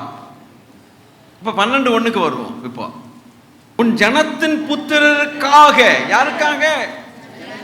குடிகாரனுக்காக அல்ல, உன் ஜனத்தின் புத்திரருக்காக நிற்கிற. யார் நிற்பா நம்மளோடு? It is the angel of God. God has appointed Michael to be the warrior who stands with us in our troubles. இது சபையில் யாரும் சொல்லிக் கொடுக்கறது இல்லை, இந்த டாபிக்கை எடுக்கிறது இல்லை. அதனால தான் நம்புறதுக்கு ரொம்ப கஷ்டம். I understand the true situation now. நீங்களாம் நம்ப மாட்டேங்கிறீங்க. No, I'm not talking like that. அப்படி நான் பேசல. It is very difficult to believe. ஏன்னா நமக்கு சொல்லிக் கொடுக்கலையே. That's it. Now you understand. உன் புத்திரர், உன் ஜனத்தின் புத்திரருக்காக நிற்கிறன். When you are in deep trouble, call him. He will come. In the name of Christ, when you call, he is a warrior who stands in front of God at his command. என் கரத்தின் கிரியைகளுக்கு கட்டளை கொடுங்கள்னு சொன்னார். அர்த்தம் தெரியுமா? Do you know? The angels are the handiworks. கரத்தின் கிரியைகள். Give a command. கொஞ்சம் கஷ்டமா இருக்குல்ல நம்புறது உண்மையாவே? ஏன்னா நமக்கு தெரியாது இதெல்லாம். கட்டளை கொடுங்கிறாரு. இந்த பழைய ஏற்பாட்டில் இப்படிப்பட்ட ஒரு வசனம் இருக்கும்னு என்னைக்காவது நீங்க இவ்வளவு டீட்டெயில்டா பார்ப்போம்னு நீங்க எண்ணுனீங்களா? இல்லை. So let's go further. உன் ஜனத்தின் புத்திரருக்காக நிற்கிற பெரிய அதிபதியாகிய மிகாவேல் அக்காலத்திலே எழும்புவான். யாதொரு ஜாதியாரும் தோன்றினது முதல் அக்காலம் மட்டும் உண்டாயிராத ஆபத்து காலம் வரும். அக்காலத்தில் புஸ்தகத்தில் எழுதியிருக்கிறவர்களாக காணப்படுகிற உன் ஜனங்கள் அனைவரும் விடுவிக்கப்படுவார்கள். எங்கேயோ இடிக்குதே, என்ன ஒன்றும் தெரியலையே. அப்போ கொஞ்சம் மறுபடியும் வாசிங்க, அந்த இடம் மாத்திரம் வாசிங்க. அக்காலத்திலே காணப்படுகிற உன் ஜனங்கள் அனைவரும். என்ன வருது? நமக்கு புஸ்தகம்னா வெளிப்படுத்துகிற விசேஷம் தான் தெரியும். அது ஒன்று தான் ஜீவ புஸ்தகம்ன்ட்டு எங்கே எழுதி வச்சிருக்கிறார் கர்த்தர் பாருங்க. I appreciate you if you appreciate God. நீங்கள் தேவனை பாராட்டினீங்களா? நான் உங்களை பாராட்டுவேன். என்ன வேதம்! ஹல்லேலூயா. அப்போ அக்காலத்தில் புஸ்தகத்தில் எழுதியிருக்கிறவர்களாக காணப்படுகிற உன் ஜனங்கள். இதை விட என்ன கிளியரா வேணும்? பழைய ஏற்பாட்டுக்காரனுக்கு இதை வாசித்தா ஒன்றும் புரியலடான்ட்டு மண்டையில் அடிச்சுட்டு போவான். புதிய ஏற்பாட்டுக்காரனுக்கு வாசிக்கும் போது எவனும் சொல்லி கொடுக்காமலேயே நம்மளால விளங்கிக்க முடியுது. விளங்கலையா? விளங்கிருச்சு. அனைவரும், பேரெழுதப்பட்ட அனைவரும். அப்போ இந்த புஸ்தகத்தில் பேரெழுதப்பட்ட கர்த்தருடைய பிள்ளைகளுக்கு சப்போர்ட்டாய் வரக்கூடிய பெரிய அதிபதி the archangel Michael. Do you love God? Do you appreciate God? It is there. சரி, அதுக்கு அடுத்த வசனத்தை வாசிப்போம். பூமியின் தோளிலே நித்திரை பண்ணுகிறவர்களாகிய ஒரு சிலர் அல்ல, அநேகரில், எல்லாருமே அல்ல, சிலர் நித்திய ஜீவனுக்கும் சிலர் நித்திய நிந்தைக்கும் இகழ்ச்சிக்கும் விழித்து எழுந்திருப்பார்கள். எல்லா கல்லறையும் பார்க்கும்போது கருப்பு கருப்பாக பிளேட்டை போட்டிருக்கு, ஸ்லாபை போட்டிருக்கு. எல்லா கல்லறையிலையும் வசனம் எழுதியிருக்குது. சின்னம்மா பெரியம்மா என்னென்னமோலாம் எழுதியிருக்குது. கர்த்தருக்கு ஸ்தோத்திரம். சிலுவை இருக்குது, இன்னும் ஜோடிப்பெல்லாம் இருக்குது. இந்த வசனத்தின்படி எத்தனை கல்லறைகள் என்னென்ன எவன் உள்ள கடக்கானோ சில நித்திய ஜீவனுக்காக எழுந்திருப்பார்கள். சில கல்லறைகள் வெடிக்கும். ஏன் அந்த சில கல்லறைகள் வெடிக்குது? அவங்க புஸ்தகத்தில் பேர் எழுதியிருக்கு, அது வேற விஷயம். இந்த கல்லறைகள் வெடிக்கிறதுக்கு காரணம் என்னன்னு கேட்டா, எந்த இடத்துல உன்னுடைய சரீரம் அழிவுக்கு போனதோ மார்டாலிட்டியை வித்ட்ரா பண்ணி மார்டாலிட்டி அனுப்பி அந்த இடத்துல புதைச்சானோ, அந்த இடத்துல மார்டாலிட்டியை எடுத்து இம்மார்டாலிட்டியை அனுப்புனது நான் தாண்டான்னு சொல்லி ப்ரூவ் பண்ணுறதுக்காக வந்து டப்புன்னு கல்லறையை திறப்பாராங்க. அப்போ ஹல்லேலூயா, சிலருடைய கல்லறைகளிலிருந்து ஜனங்கள் எழும்ப விடாதபடிக்கு அவர்களை தடுக்கிறது மரணம். ஆனால் தேவனுடைய பிள்ளைகளுக்கோ மரணத்தை வென்ற தேவகுமாரனாகிய இயேசு கிறிஸ்து. You cannot touch my people. அடுத்த வாரம் இருக்குது கொண்டாட்டம், இந்த வாரம் இல்லை. இந்த அறிவோடு அடுத்த வாரம் நமக்கு போகணும். அடுத்த வாரம் எந்திரிச்சு ஒரு பாட்டு படிப்போம் பாருங்க.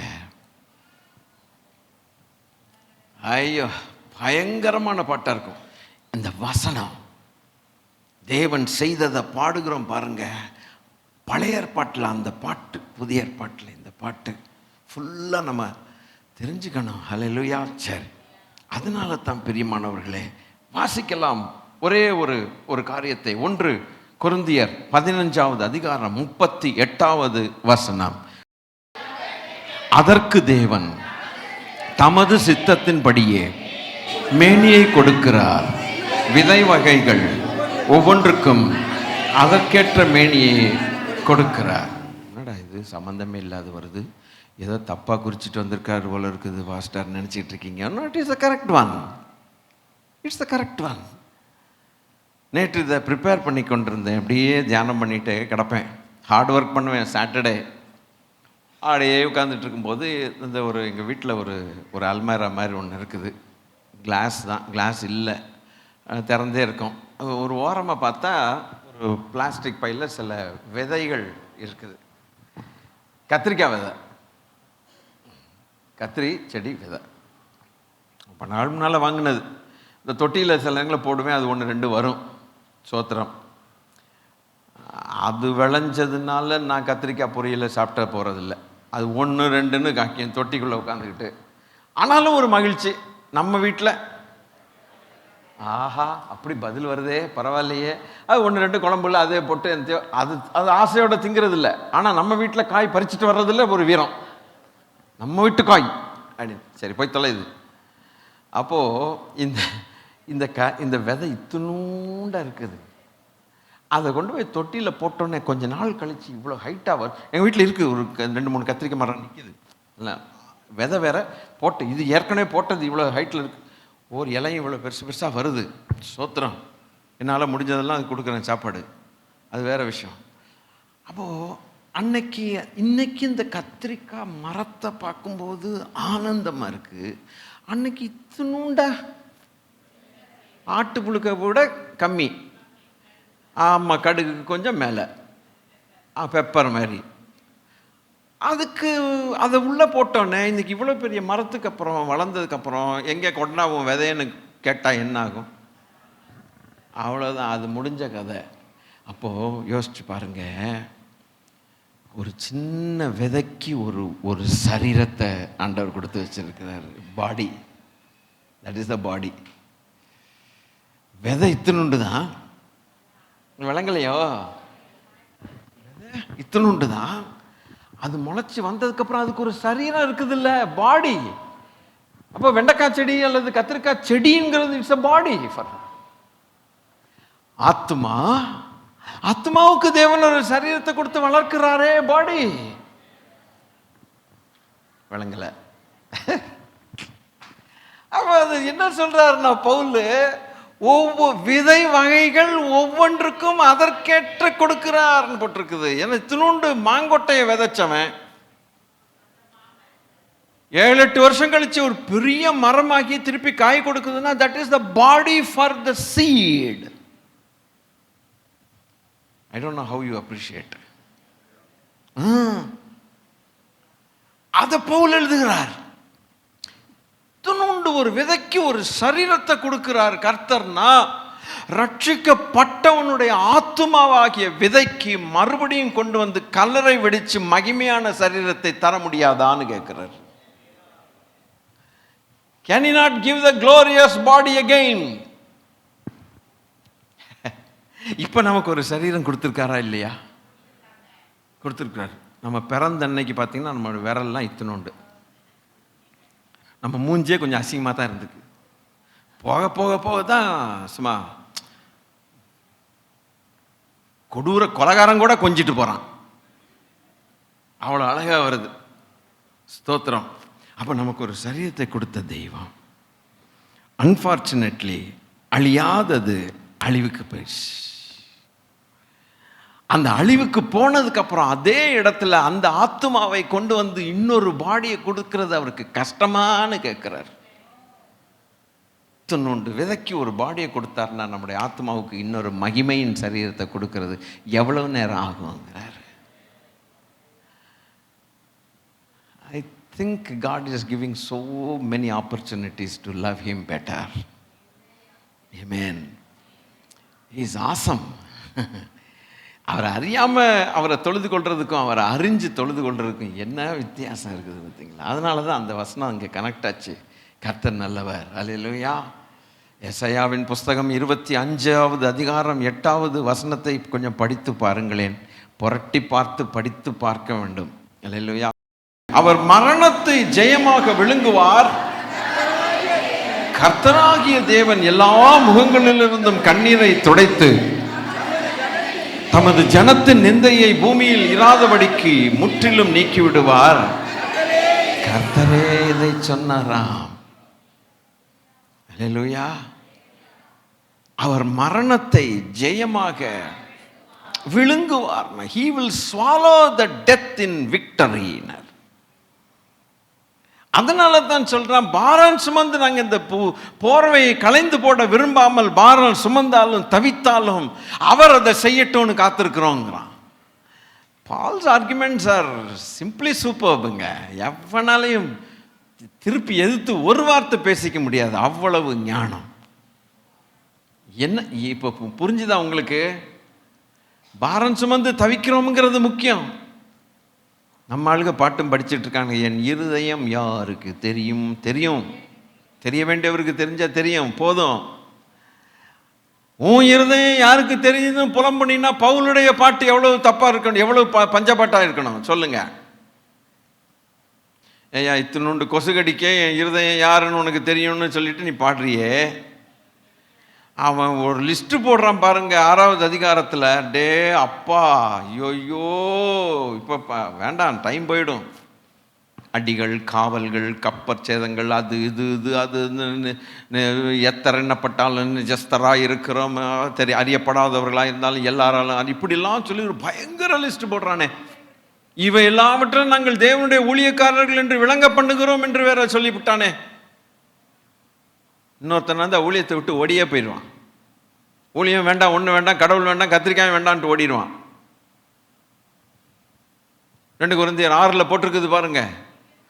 இந்த பொறுமையாம், அப்புறம் உபத்திரவமாம், அப்புறம் நெருக்கமாம், அப்புறம் இடுக்கமாம், அப்புறம் அடியாம், அப்புறம் காவலாம், கலக்கமா, பிரயாசங்களா, கண்விழிப்பா, உபவாசமா, கற்பா, அறிவிலையா, நீடிய சாந்தமா, தயவல்யா, பரிசுத்த ஆவியிலையா, மாயமற்ற அன்பாம், சத்திய வசனமாம், திவ்ய பலமாம், நீதியாகிய வலதிடத்து பக்க ஆயுதங்களை வேற தரித்திருக்கணுமாம், கணத்திலாம், கனவீனத்திலாம், துர்க்கீர்த்தி இல்லையா, நற்கீர்த்தி இல்லையா, எத்தர் எண்ணப்பட்டாலும் நிஜஸ்தராகவுமா, அறியப்படாதவர்கள் என்னப்பட்டாலும் நன்றாய் அறியப்பட்டவர்களாகவுமா, சாகிறவர்கள் என்னப்பட்டாலும் உயிரோடு இருக்கிறவர்களாகவும், தண்டிக்கப்படுகிறவர்கள் என்னப்பட்டாலும் கொல்லப்படாதவர்களாகவும், துக்கப்படுகிறவர்கள் என்னப்பட்டாலும் எப்போதும் சந்தோஷப்படுகிறவர்களாகவும், தரித்திரர் என்னப்பட்டாலும் அநேகரை ஐஸ்வர்யவான்களாக்குறவர்களும், ஒன்றுமில்லாதவர்கள் என்னப்பட்டாலும் சகலத்தை உடையவர்களாக எங்களை விளங்க பண்ணுகிறான். இதில் இந்த ஒரு சின்ன கொசுகடிக்கு நம்ம குடும்பங்களில் என்ன சண்டை?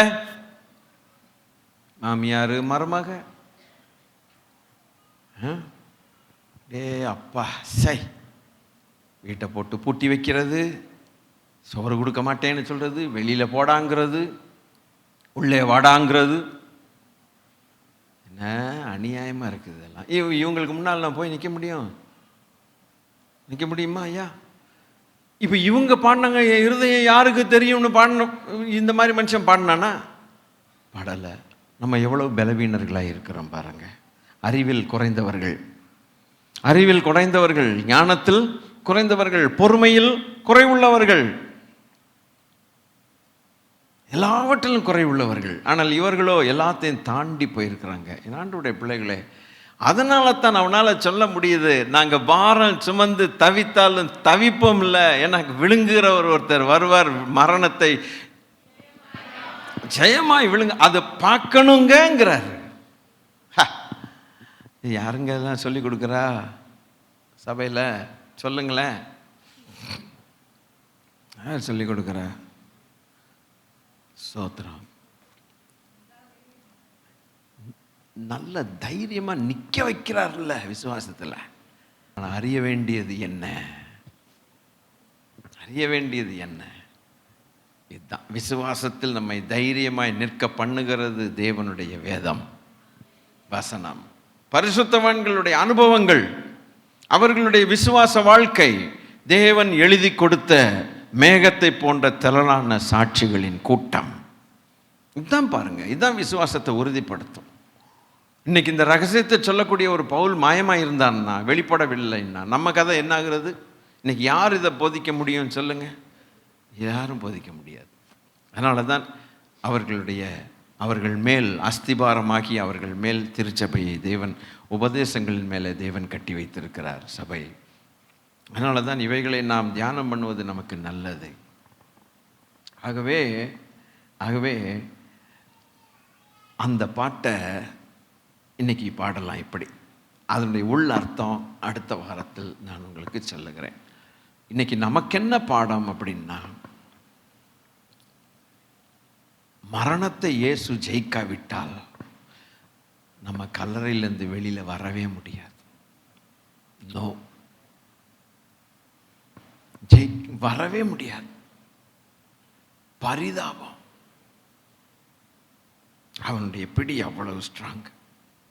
யாரை விடுதலை ஆக்க முடியும்? இன்னைக்கு ரட்சிக்கப்பட்ட நமக்கு விளங்குதோ விளங்கலையோ, புரியுதோ புரியலையோ, என்ன வேணா ஆயிட்டு போகட்டும், அதை பற்றி கவலை இல்லை. ஆனால் உண்மையாய் செய்து ஒரு காரியத்தை செய்தவர் செய்து முடித்தார்.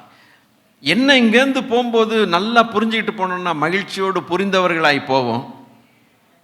ஒன்றும் இல்லைன்னா எப்படியோ போய் சேரும், புரியாமையே போய் சேருவோம். ஆனால் போய் சேர்றதுக்கான ஆயத்தங்கள் கட்டாயம் நமக்கு வேணும். எப்படியும் போயிடுவோம்ட்டு இல்லை. இமானுவேல் போயிட்டு குடிகாரனாக இருந்து அடக்கம் பண்ண போயிடுவான்னு அது வெடிக்காது. அந்த கல்லறை வெடிக்கிற மாதிரி பார்த்துக்கணும். என்ன அர்த்தம் சொல்லிட்டு நான் முடிக்கட்டா? உள்ள அந்த சிலர் எழும்புவாங்க, சிலர் போட்டிருக்கல அந்த புஸ்தகத்தில், பேரை ரிஜிஸ்டர் பண்ணிட்டு படுத்துக்கிட்டான். பேரை ஏற்கனவே புத்திசாலித்தனமா, என்ன இந்த தமிழ் கூட புரியலன்னா நான் என்ன பண்ணேன், ஒரு உஷாரா ஒரு புத்திசாலித்தனமா மேலே ஒரு ரிஜிஸ்டரில் பேரை ரெக்கார்டில் ரிஜிஸ்டர் பண்ணிட்டு உஷாரா படுத்துட்டான். ஐயா ஒருத்தன் பக்கத்தில் இமானுவேல் பாவம், அவன் ரிஜிஸ்டர் பண்ணாமல் புறம்போக்கு நிலத்தில் வீடு கட்டின மாதிரி, ஒரு பட்டா இல்லை, ஒரு சிட்டா இல்லை, ஒரு ஏ ரிஜிஸ்டர் கிடையாது, ஒரு அடங்கல் கிடையாது, ஒரு இதுவும் கிடையாது, மேப் இல்லை, ஒன்றும் இல்லை, புறம்போக்கு நிலம். அதில் 2 மாடி அழகாக கட்டி போட்டார். நாளைக்கு அரசாங்க அதிகாரிகள் வர்றாங்க, சிட்டாயங்க பட்டாயங்க கொட்டாயங்க அதங்க இதங்கன்னு கேட்குறாங்க. ஒன்றும் டேக்ஸு, வாட்டர் டேக்ஸ் கட்டலை, லேண்ட் டேக்ஸ் கட்டலை, ஹவுஸ் டேக்ஸ் கட்டலை, மூச்சு விடுறதுக்கு டேக்ஸ் கட்டலை, எதுக்குமே கட்டலை. இவன்ட்ட ஒரு ரெக்கார்டும் கிடையாது. புறம்போக்கு லேண்டு வேற, அவன் புல்டோசரை கொண்டு வந்துடுறான். பின்ன இடிக்கிறதுக்கு இல்லாமல் வேற எதுக்கு இன்னொரு மாடி கட்டி கொடுக்கறதுக்கா? ஆனால் ஒருத்தன் கம்ப்ளீட்டாக வச்சிருக்கான்னா அவனை தொட முடியாதுல்ல. ரிஜிஸ்டர்டு அது. அல்லேலூயா. You cannot touch. வருஷம் வருஷம் கரெக்டாக கட்டிட்டு வர்றான். தீர்வை இந்த வரி அந்த வரி எல்லாம் கட்டிட்டு வர்றானே. அதுபோல ரெக்கார்டில் ரிஜிஸ்டர் ஆகி ஒருத்தன் ஜோரா படுத்து கிடக்கான். அவன் மேல மரணத்துக்கு அதிகாரம் கிடையாது. எப்படி நம்ம எல்லாம் ரிஜிஸ்டர் பண்ணதுக்கு அப்புறம் அரசாங்கத்துக்கு நம்ம மேல அதிகாரம் கிடையாதோ, புஸ்தகத்தில் பேர் எழுதப்பட்ட அனைவரும் விடுவிக்கப்படுவார்கள். ஜீவ புஸ்தகத்தில் பேர் எழுதப்பட்ட எல்லாருமே. பிரசங்கத்தை கேட்ட எல்லாருமே இல்லை, அந்த அந்த வசனத்தின்படி செக்யூர்டா படுத்து கிடக்கணும். இல்லையா செக்யூர்டா வாழ்ந்துகிட்டு இருக்கணும். அந்த ரகசியம் என்ன தெரியுங்களா? அது யாருக்குமே தெரியாது. அதுவும் பவுல் தான் சொல்லிக் கொடுக்கிறாரு. முதலாவது ரகசியம் சொன்னேன், கிறிஸ்துவுக்குள் மரித்தவர்கள் எந்திரிப்பாங்கன்னு. அது அவங்களுக்கு தெரியல. ரெண்டாவது ரகசியம் என்ன தெரியுமா? இன் a twinkling of an eye. இவன் இப்போ ஏன் கண்ணாடி கழட்டினேன்? மங்களா தெரியுதல்ல. ஏன் கழட்டினா? அப்படி குரங்கு மாதிரி செஞ்சு காட்டுறது. செஞ்சு காட்டுங்க. கண்ணாடி போட்டால் தான் நீங்கள் செய்கிறீங்களா இல்லையான்னு தெரியும். செஞ்சு காட்டுங்க. அந்த செகண்ட்ல அவன் எந்திரிச்சிருவான். அந்த இமை பொழுதுல பட்டுன்னு வெடிக்கும். அவன் இட்ஸ் a mystery. அடுத்தது எப்போ நடக்கும் அப்படின்னு கேட்டா, ஒரு எக்கால சத்தம் ஒண்ணு அந்த க்ஷணத்துல அந்த செகண்ட்ல டப்புன்னு வெடிக்கும். இது தெரியாம புலம்புறியடா நீ. அதே நேரத்தில் எப்போதும் எக்காலம் ஊதிக்கிட்டே இருப்பார்ல, இந்த ஒரே ஒன் டைம் அங்க எந்திரிச்சவன் பாக்கியவான். இப்பதான் நமக்கு டைரியா வருது. இது வரைக்கும் ஒழுங்கா இருந்துச்சு, வயிறு கலக்குது பாஸ்டர். இப்ப என்ன, அந்த ஒரு செகண்ட்ல எக்காலம் ஊதும் போது ஒரு செகண்ட்ல பட்டுன்னு எந்திரிக்காம பாருங்க, அதுக்கு ரெடி ஆகணும். அவன் யாருன்னா ரிஜிஸ்டர் பண்ணிட்டு உள்ள போனவன். சும்மா எனக்கு ஒரு வசதி இருக்கும்போது சர்ச்சுக்கு வரேன், இல்லாத போது அங்கே போவேன் இங்கே போவேன். அதுக்காக எதையும் விட ரெடி, எதையும் செய்ய ரெடி. 5 பேருக்கு எண்ணெய் கிடையாது, 10 பேர்ல 5 எண்ணெய் கிடையாது. ஆனா அந்த கூட்டத்தோட சேர்ந்தது தான் இதுவும். 10 பேர்ல இருக்க கூட்டம் தான் இதுவும். ஆனா அதுல ஒரு 5 பேருடைய சின்சியாரிட்டி வேற. விட்டல்ல, ஐயா உங்க பாதத்தை விட மாட்டோம், உங்க ஆலயத்தை விட மாட்டோம், இதுதான் இங்க தான் அப்படித்தான் வந்தானுங்க. அப்போ உங்க வேதம்னா வேதம் தான். எத்தனை இன்னல்கள் என் வாழ்வில் வந்தாலும் விசுவாச பாதையிலே நான் தான் மாத்தினேன். அதை காலில் தான் மாத்தினேன். அந்த உமக்காக ரத்த சாட்சியாய் மதிப்பேன்னு எல்லாம் பொய் சொல்லிட்டு அலையிறானுங்க. இது எதுக்கு இந்த பொய்ன்னு சொல்லிட்டு நான் இப்படி ஒன்று போட்டேன். எத்தனை இன்னல்கள், அது கொஞ்சம் பொய் இல்லாமையாவது இருக்குது. என்ன சொல்றீங்க? எத்தனை இன்னல்கள் என் வாழ்வில் வந்தாலும் உம்மை பிரியேன் ஐயா, ரத்தமே சிந்தி வாழ்வேன். எவன் ரத்தம் சிந்தி? இப்போ உங்களெல்லாம் ரத்தம் சிந்தி சொன்னா இருப்பீங்களா? இந்த பொய் சொல்லக்கூடாதுங்கிறதுக்காக விசுவாச பாதையில் உறுதியாய் நின்று நிச்சயம் வாழ்வேன் ஐயான்னு கொஞ்சம் மாற்றி போட்டேன். ஃபாதர் பர்மிஷன் இல்லாமையே மாற்றி போட்டேன். காப்பி ரைட்டர் இது. அவர் சின்ன பிள்ளை, நல்லா பாடு ராஜா, நல்லா பாடு அப்படின்ட்டு போயிடுவார். அவர் ஃபாதர் பற்றி பிரச்சனையே கிடையாது, நல்ல தேவ மனுஷன். அல்லேலூயா. அப்போ என்ன சொல்ல வந்தேன்னா, அந்த 5 பேரோட கூட்டத்தில் சேர்ந்தது தான் இன்னொரு 5. தனியா ஒன்று எங்கேயோ கடைவீதியில் சுத்தலை தூங்கிட்டு. அந்த 5 பேருள்ள சின்சியாரிட்டி, அந்த தியாகம், அந்த வைராக்கியம் என்றைக்கோ நமக்கு வசதிக்கு ஏற்ற மாதிரி வர்றதில்லை, வசதிக்கு ஏற்ற மாதிரி பைபிளில் தோடுறதில்லை. வசதிக்கு ஏற்ற மாதிரி எனக்கு எல்லாம் போகத்தான் மிச்சம். இந்த பக்கம் நான் ஃப்ரீயாக இருந்தால் சர்ச்சுக்கு வருவேன், ஃப்ரீயாக இருந்தால் பைபிளை தருவேன், ஃப்ரீயாக இருந்தால் அவனை அந்த சைடு கழட்டி விட்டுருவார். நீ ஃப்ரீயாக இருக்கிறவெல்லாம் உன்கிட்ட எண்ணெய் கிடையாது, வெளியில் போன்ட்டுருவார். எனக்கு என்ன, எங்கேயாவது போய் வாங்கிக்கோ, எவனும் தரமாட்டான். அக்கா நம்ம 2 பேரும் தானே சர்ச்சுக்கு போனாக்கா? ஆமாக்கா. அந்த அக்கா வேற, இந்த அக்கா வேற. அந்த அக்கா நீ யாருன்னு அக்கான்னு சொல்லிட்டு போனா, அந்த அக்கா ரொம்ப உஷாரு. யோ என்னையா உஷாரான அக்கா, எல்லாம் ரிஜிஸ்டர்ல எல்லாத்தையும் கம்ப்ளீட்டா ரிஜிஸ்டர் பண்ணி வச்சுட்டு உள்ள போயிருக்கு. சொல்ல மாட்டேன்ட்டு உன்ட்டு சொன்னுச்சு ரிஜிஸ்டர் பண்ணுனா. ஆனா வலிக்குதுக்கா இங்க, அப்புறம் வரைக்கான்னு வாபில் போய் ரிஜிஸ்டர் பண்ணிட்டு வருவோம்னா, கையெழுத்து போட்டு வருவோம், ரிஜிஸ்டர் ஆகிடும் பேருனா. இங்கே வலிக்குது, நான் நாளைக்கு வரேன், எனக்கு அந்த இங்கே வீடு இருக்குது, அங்கே போகணும் இங்கே போகணுன்ட்டு போனேன். கடைசியில் அந்த நீ வந்தா வா, வராட்டி போன்னு ரிஜிஸ்டர் பண்ணி பத்திரத்தில் பதிவு பண்ணி மண்ணுக்குள்ளே போச்சு. எந்திரிக்கணும். புஸ்தகத்தில் எழுதப்பட்டவர்களாகிய உன் ஜனங்கள் அனைவரும் விடுவிக்கப்படுவார்கள்.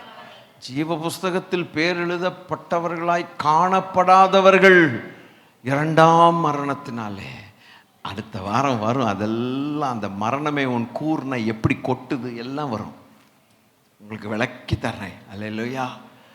ஆக முதலாவது நீங்கள் நிச்சயம் உள்ளவர்களாக இருக்கணும் திருச்சபை. ரெண்டாவது, கர்த்தருக்கு இதை செய்த கர்த்தருக்கு நாம் நன்றி உள்ள இருதயம் உள்ள இருக்கிறவர்களாக இருக்கணும். மூணாவது, மரணம் அழிவாய் காணப்படுகிற சிலருக்கு இரக்கம் பாராட்டி அவர்களை பயத்தோடு ரட்சித்து இழுத்து கொண்டு வரணும்.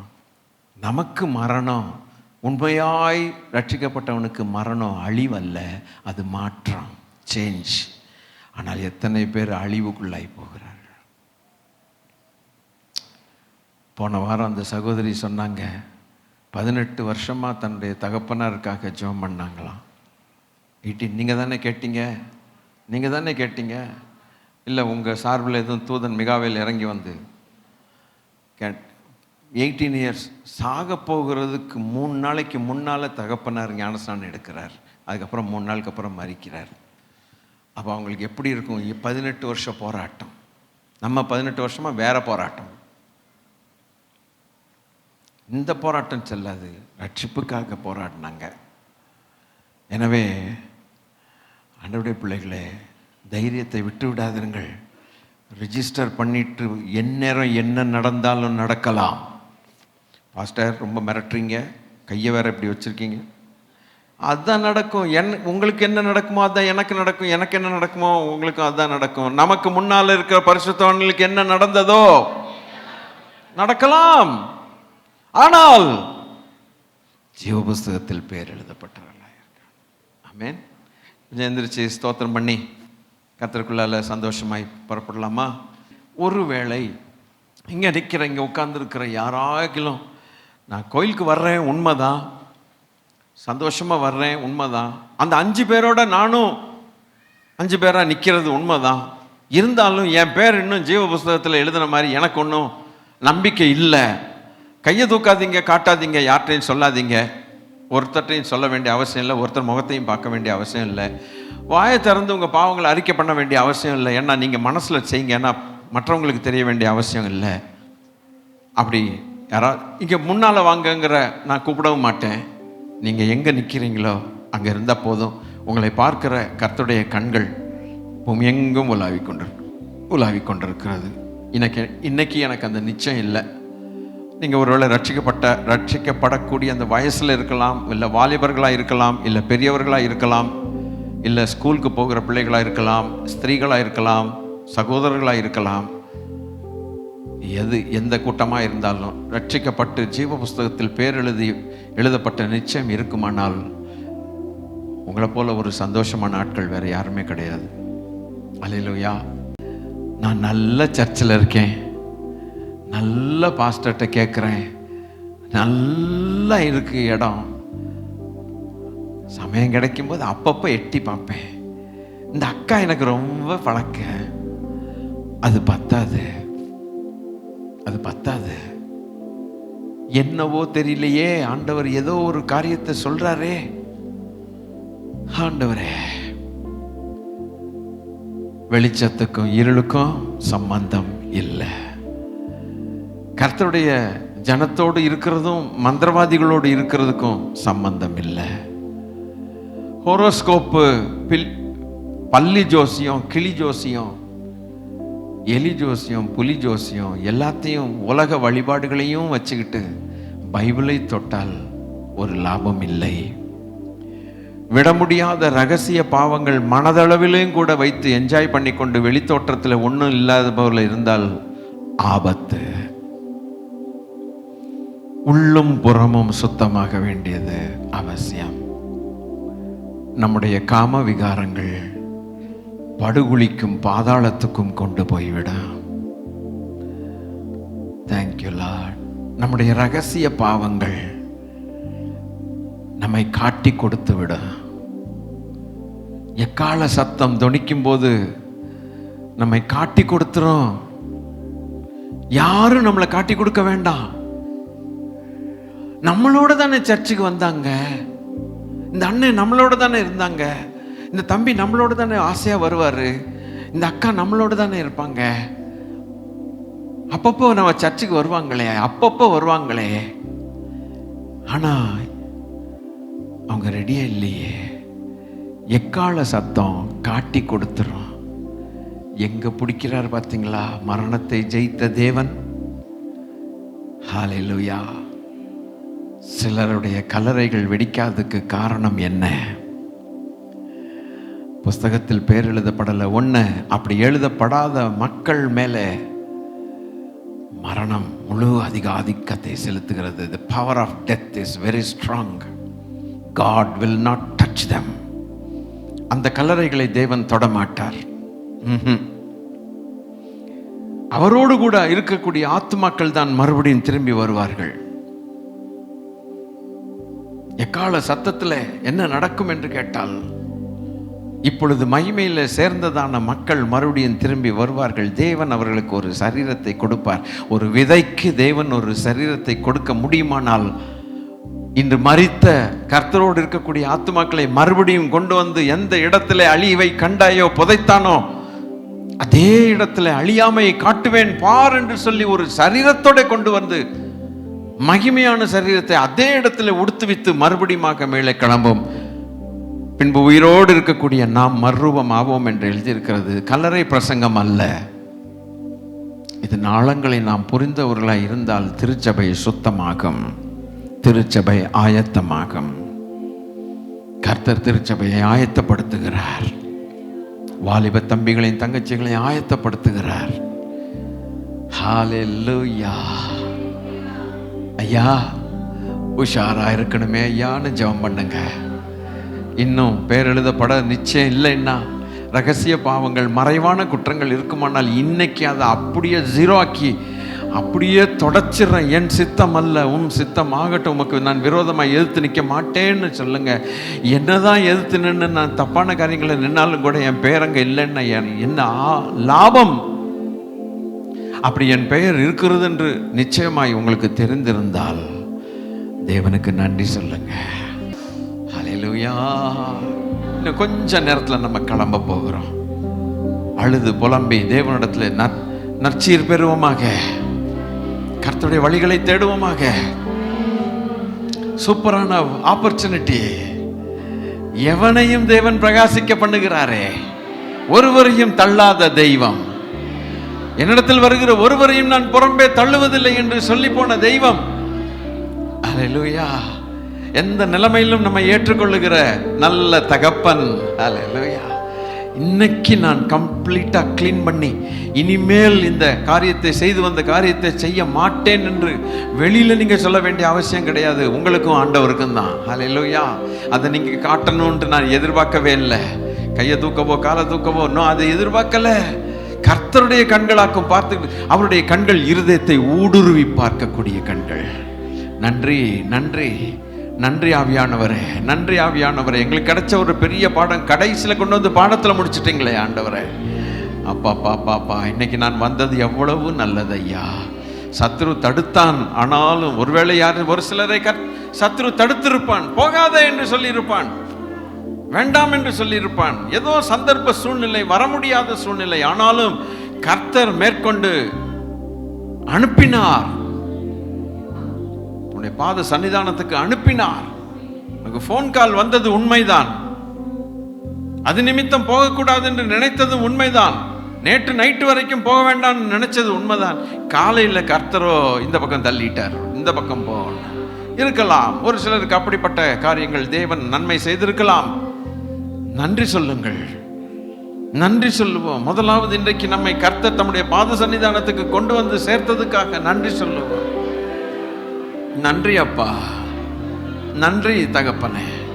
கல்லறைகள் எல்லாம் வெடிக்காது என்று சொன்னார். அடுத்தவனுடைய ப்ராப்பர்ட்டியில கர்த்தர் கை வைக்க மாட்டார்.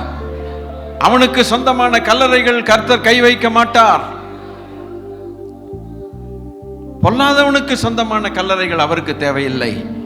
அவருடைய ஜனம் அழியாமை அழிவுள்ள சரீரங்களாய் புதைக்கப்பட்ட இடத்திற்கு கொண்டு வருவார். அவர்களை கொண்டு வந்து அதை வெடிக்க பண்ணி ஒரு சரீரத்தோடு அனுப்புவார். வாருங்கள், அப்பொழுது ஒரு பெரிய பாடல் உண்டாயிருக்கும். நன்றி. அது அடுத்த வாரத்தில் தேவன் அதை பேசுவாராக. கர்த்தர் தயவாய் கிருபையாய் பேசுவாராக. நன்றி தகப்பனே. இப்பொழுது உஷாராய் எல்லாம் ரிஜிஸ்டர் பண்ணி படுத்துக்கொண்டவர்கள் எத்தனை பாக்கியசாலிகள் தெரியுமா? நன்றி. அந்த லிஸ்ட்ல நம்ம இருக்கணும். அன்பின் பரலோக பிதாவே, சேர்ந்து ஜெபிப்போம். அப்பா அப்பா, இந்த ஒரு பெரிய ரகசியத்தை சொல்லுகிறேன்னு பவுல் ரகசியம் என்று சொன்னான் ஆண்டவரே. அது வரைக்கும் தெரியாத ஒரு காரியத்தை மிஸ்டரி, ஐ ஆம் டெல்லிங் யூ மிஸ்டரி என்று ஆரம்பித்தான் ஆண்டவரே. உங்களுக்கு ஒரு ரகசியத்தை சொல்லுகிறேன் என்று சொன்னான். அதனுடைய அர்த்தங்கள் இதுவரைக்கும் எங்களுக்கு ஒழுங்கா தெரியல. கல்லறையில் இந்த பிரசங்கம் கேட்டது தான் ஆண்டவரே, அத்தோட முடிஞ்சு போச்சு. ஆனால் இன்னைக்கு எங்கள் தேவன் எங்களுக்கு உட்கார வச்சு சொல்லி கொடுத்திருக்கிறீர். அநேக நேரத்தில் சீஷர்களுக்கு பப்ளிக்காக பொது ஜனங்களோடு பேசின ஊமைகள் புரியலை. வீட்டுக்கு வந்தோடனே அந்த ஊமைகளை ஞாபகத்தில் வைத்து கொண்டு அவர்கள் கேட்டார்கள், ஐயா எங்களுக்கு இந்த ஊமையை சொல்லிக் கொடுக்கணும்னு. அழகாய் உட்கார வச்சு சொல்லி கொடுத்தீங்க. அதுபோல தான்ப்பா கல்லறையில் கேட்டிருக்கோம், ரொம்ப புரியாது, இங்கே வச்சு சொல்லி கொடுக்குறீங்க. அந்த 5 பேரோட கூட இருந்தாலும் கூட அவர்கள் போக முடியலையே. அந்த உண்மையான 5 பேருக்குள்ள நாங்கள் இருக்கணும். என் பெயர் இருக்கணும்ப்பா, அதுக்காக பிரயாசப்படுவேன். இந்த பூமியில் எங்கே என் பெயர் கிறுக்கப்பட்டாலும் ஜீவ புஸ்தகத்தில் மாத்திரம் கிறுக்கப்படாதபடிக்கு என் வாழ்க்கையை வைத்துக் கொள்வேன் என்று அர்ப்பணிக்கிற நம்முடைய பிள்ளைகளோடு நானும் சேர்ந்து கொள்ளுகிறேன். எங்கள் தேவனாகிய கர்த்தர்களை தொடர்ந்து வழிநடத்த ஜெபிக்கிறோம். எங்கள் ஆண்டவர் இயேசு கிறிஸ்துவின் நாமத்தில் கேட்கிறோம், எங்கள் நல்ல பிதாவே. கர்த்தர் நம்முடைய ஜெபத்தை கேட்டதுக்காய் கர்த்தருக்கு ஸ்தோத்திரம் உண்டாகட்டும். ஆமென். கைகளை உயர்த்தி ஆசீர்வாதத்தை பெற்றுக்கொள்வோம். நம்முடைய கர்த்தராக இருக்கிற இயேசு கிறிஸ்துவானுடைய கிருபையும் பிதாவாகிய தேவனுடைய அன்பும் பரிசுத்த ஆவியானுடைய ஆளுகையும் ஐக்கியமும் நம் அனைவரோடும் நம்முடைய அன்பு இரட்சகர் இயேசு கிறிஸ்து மகாராஜா வருகிற வரைக்கும் இருப்பதாக.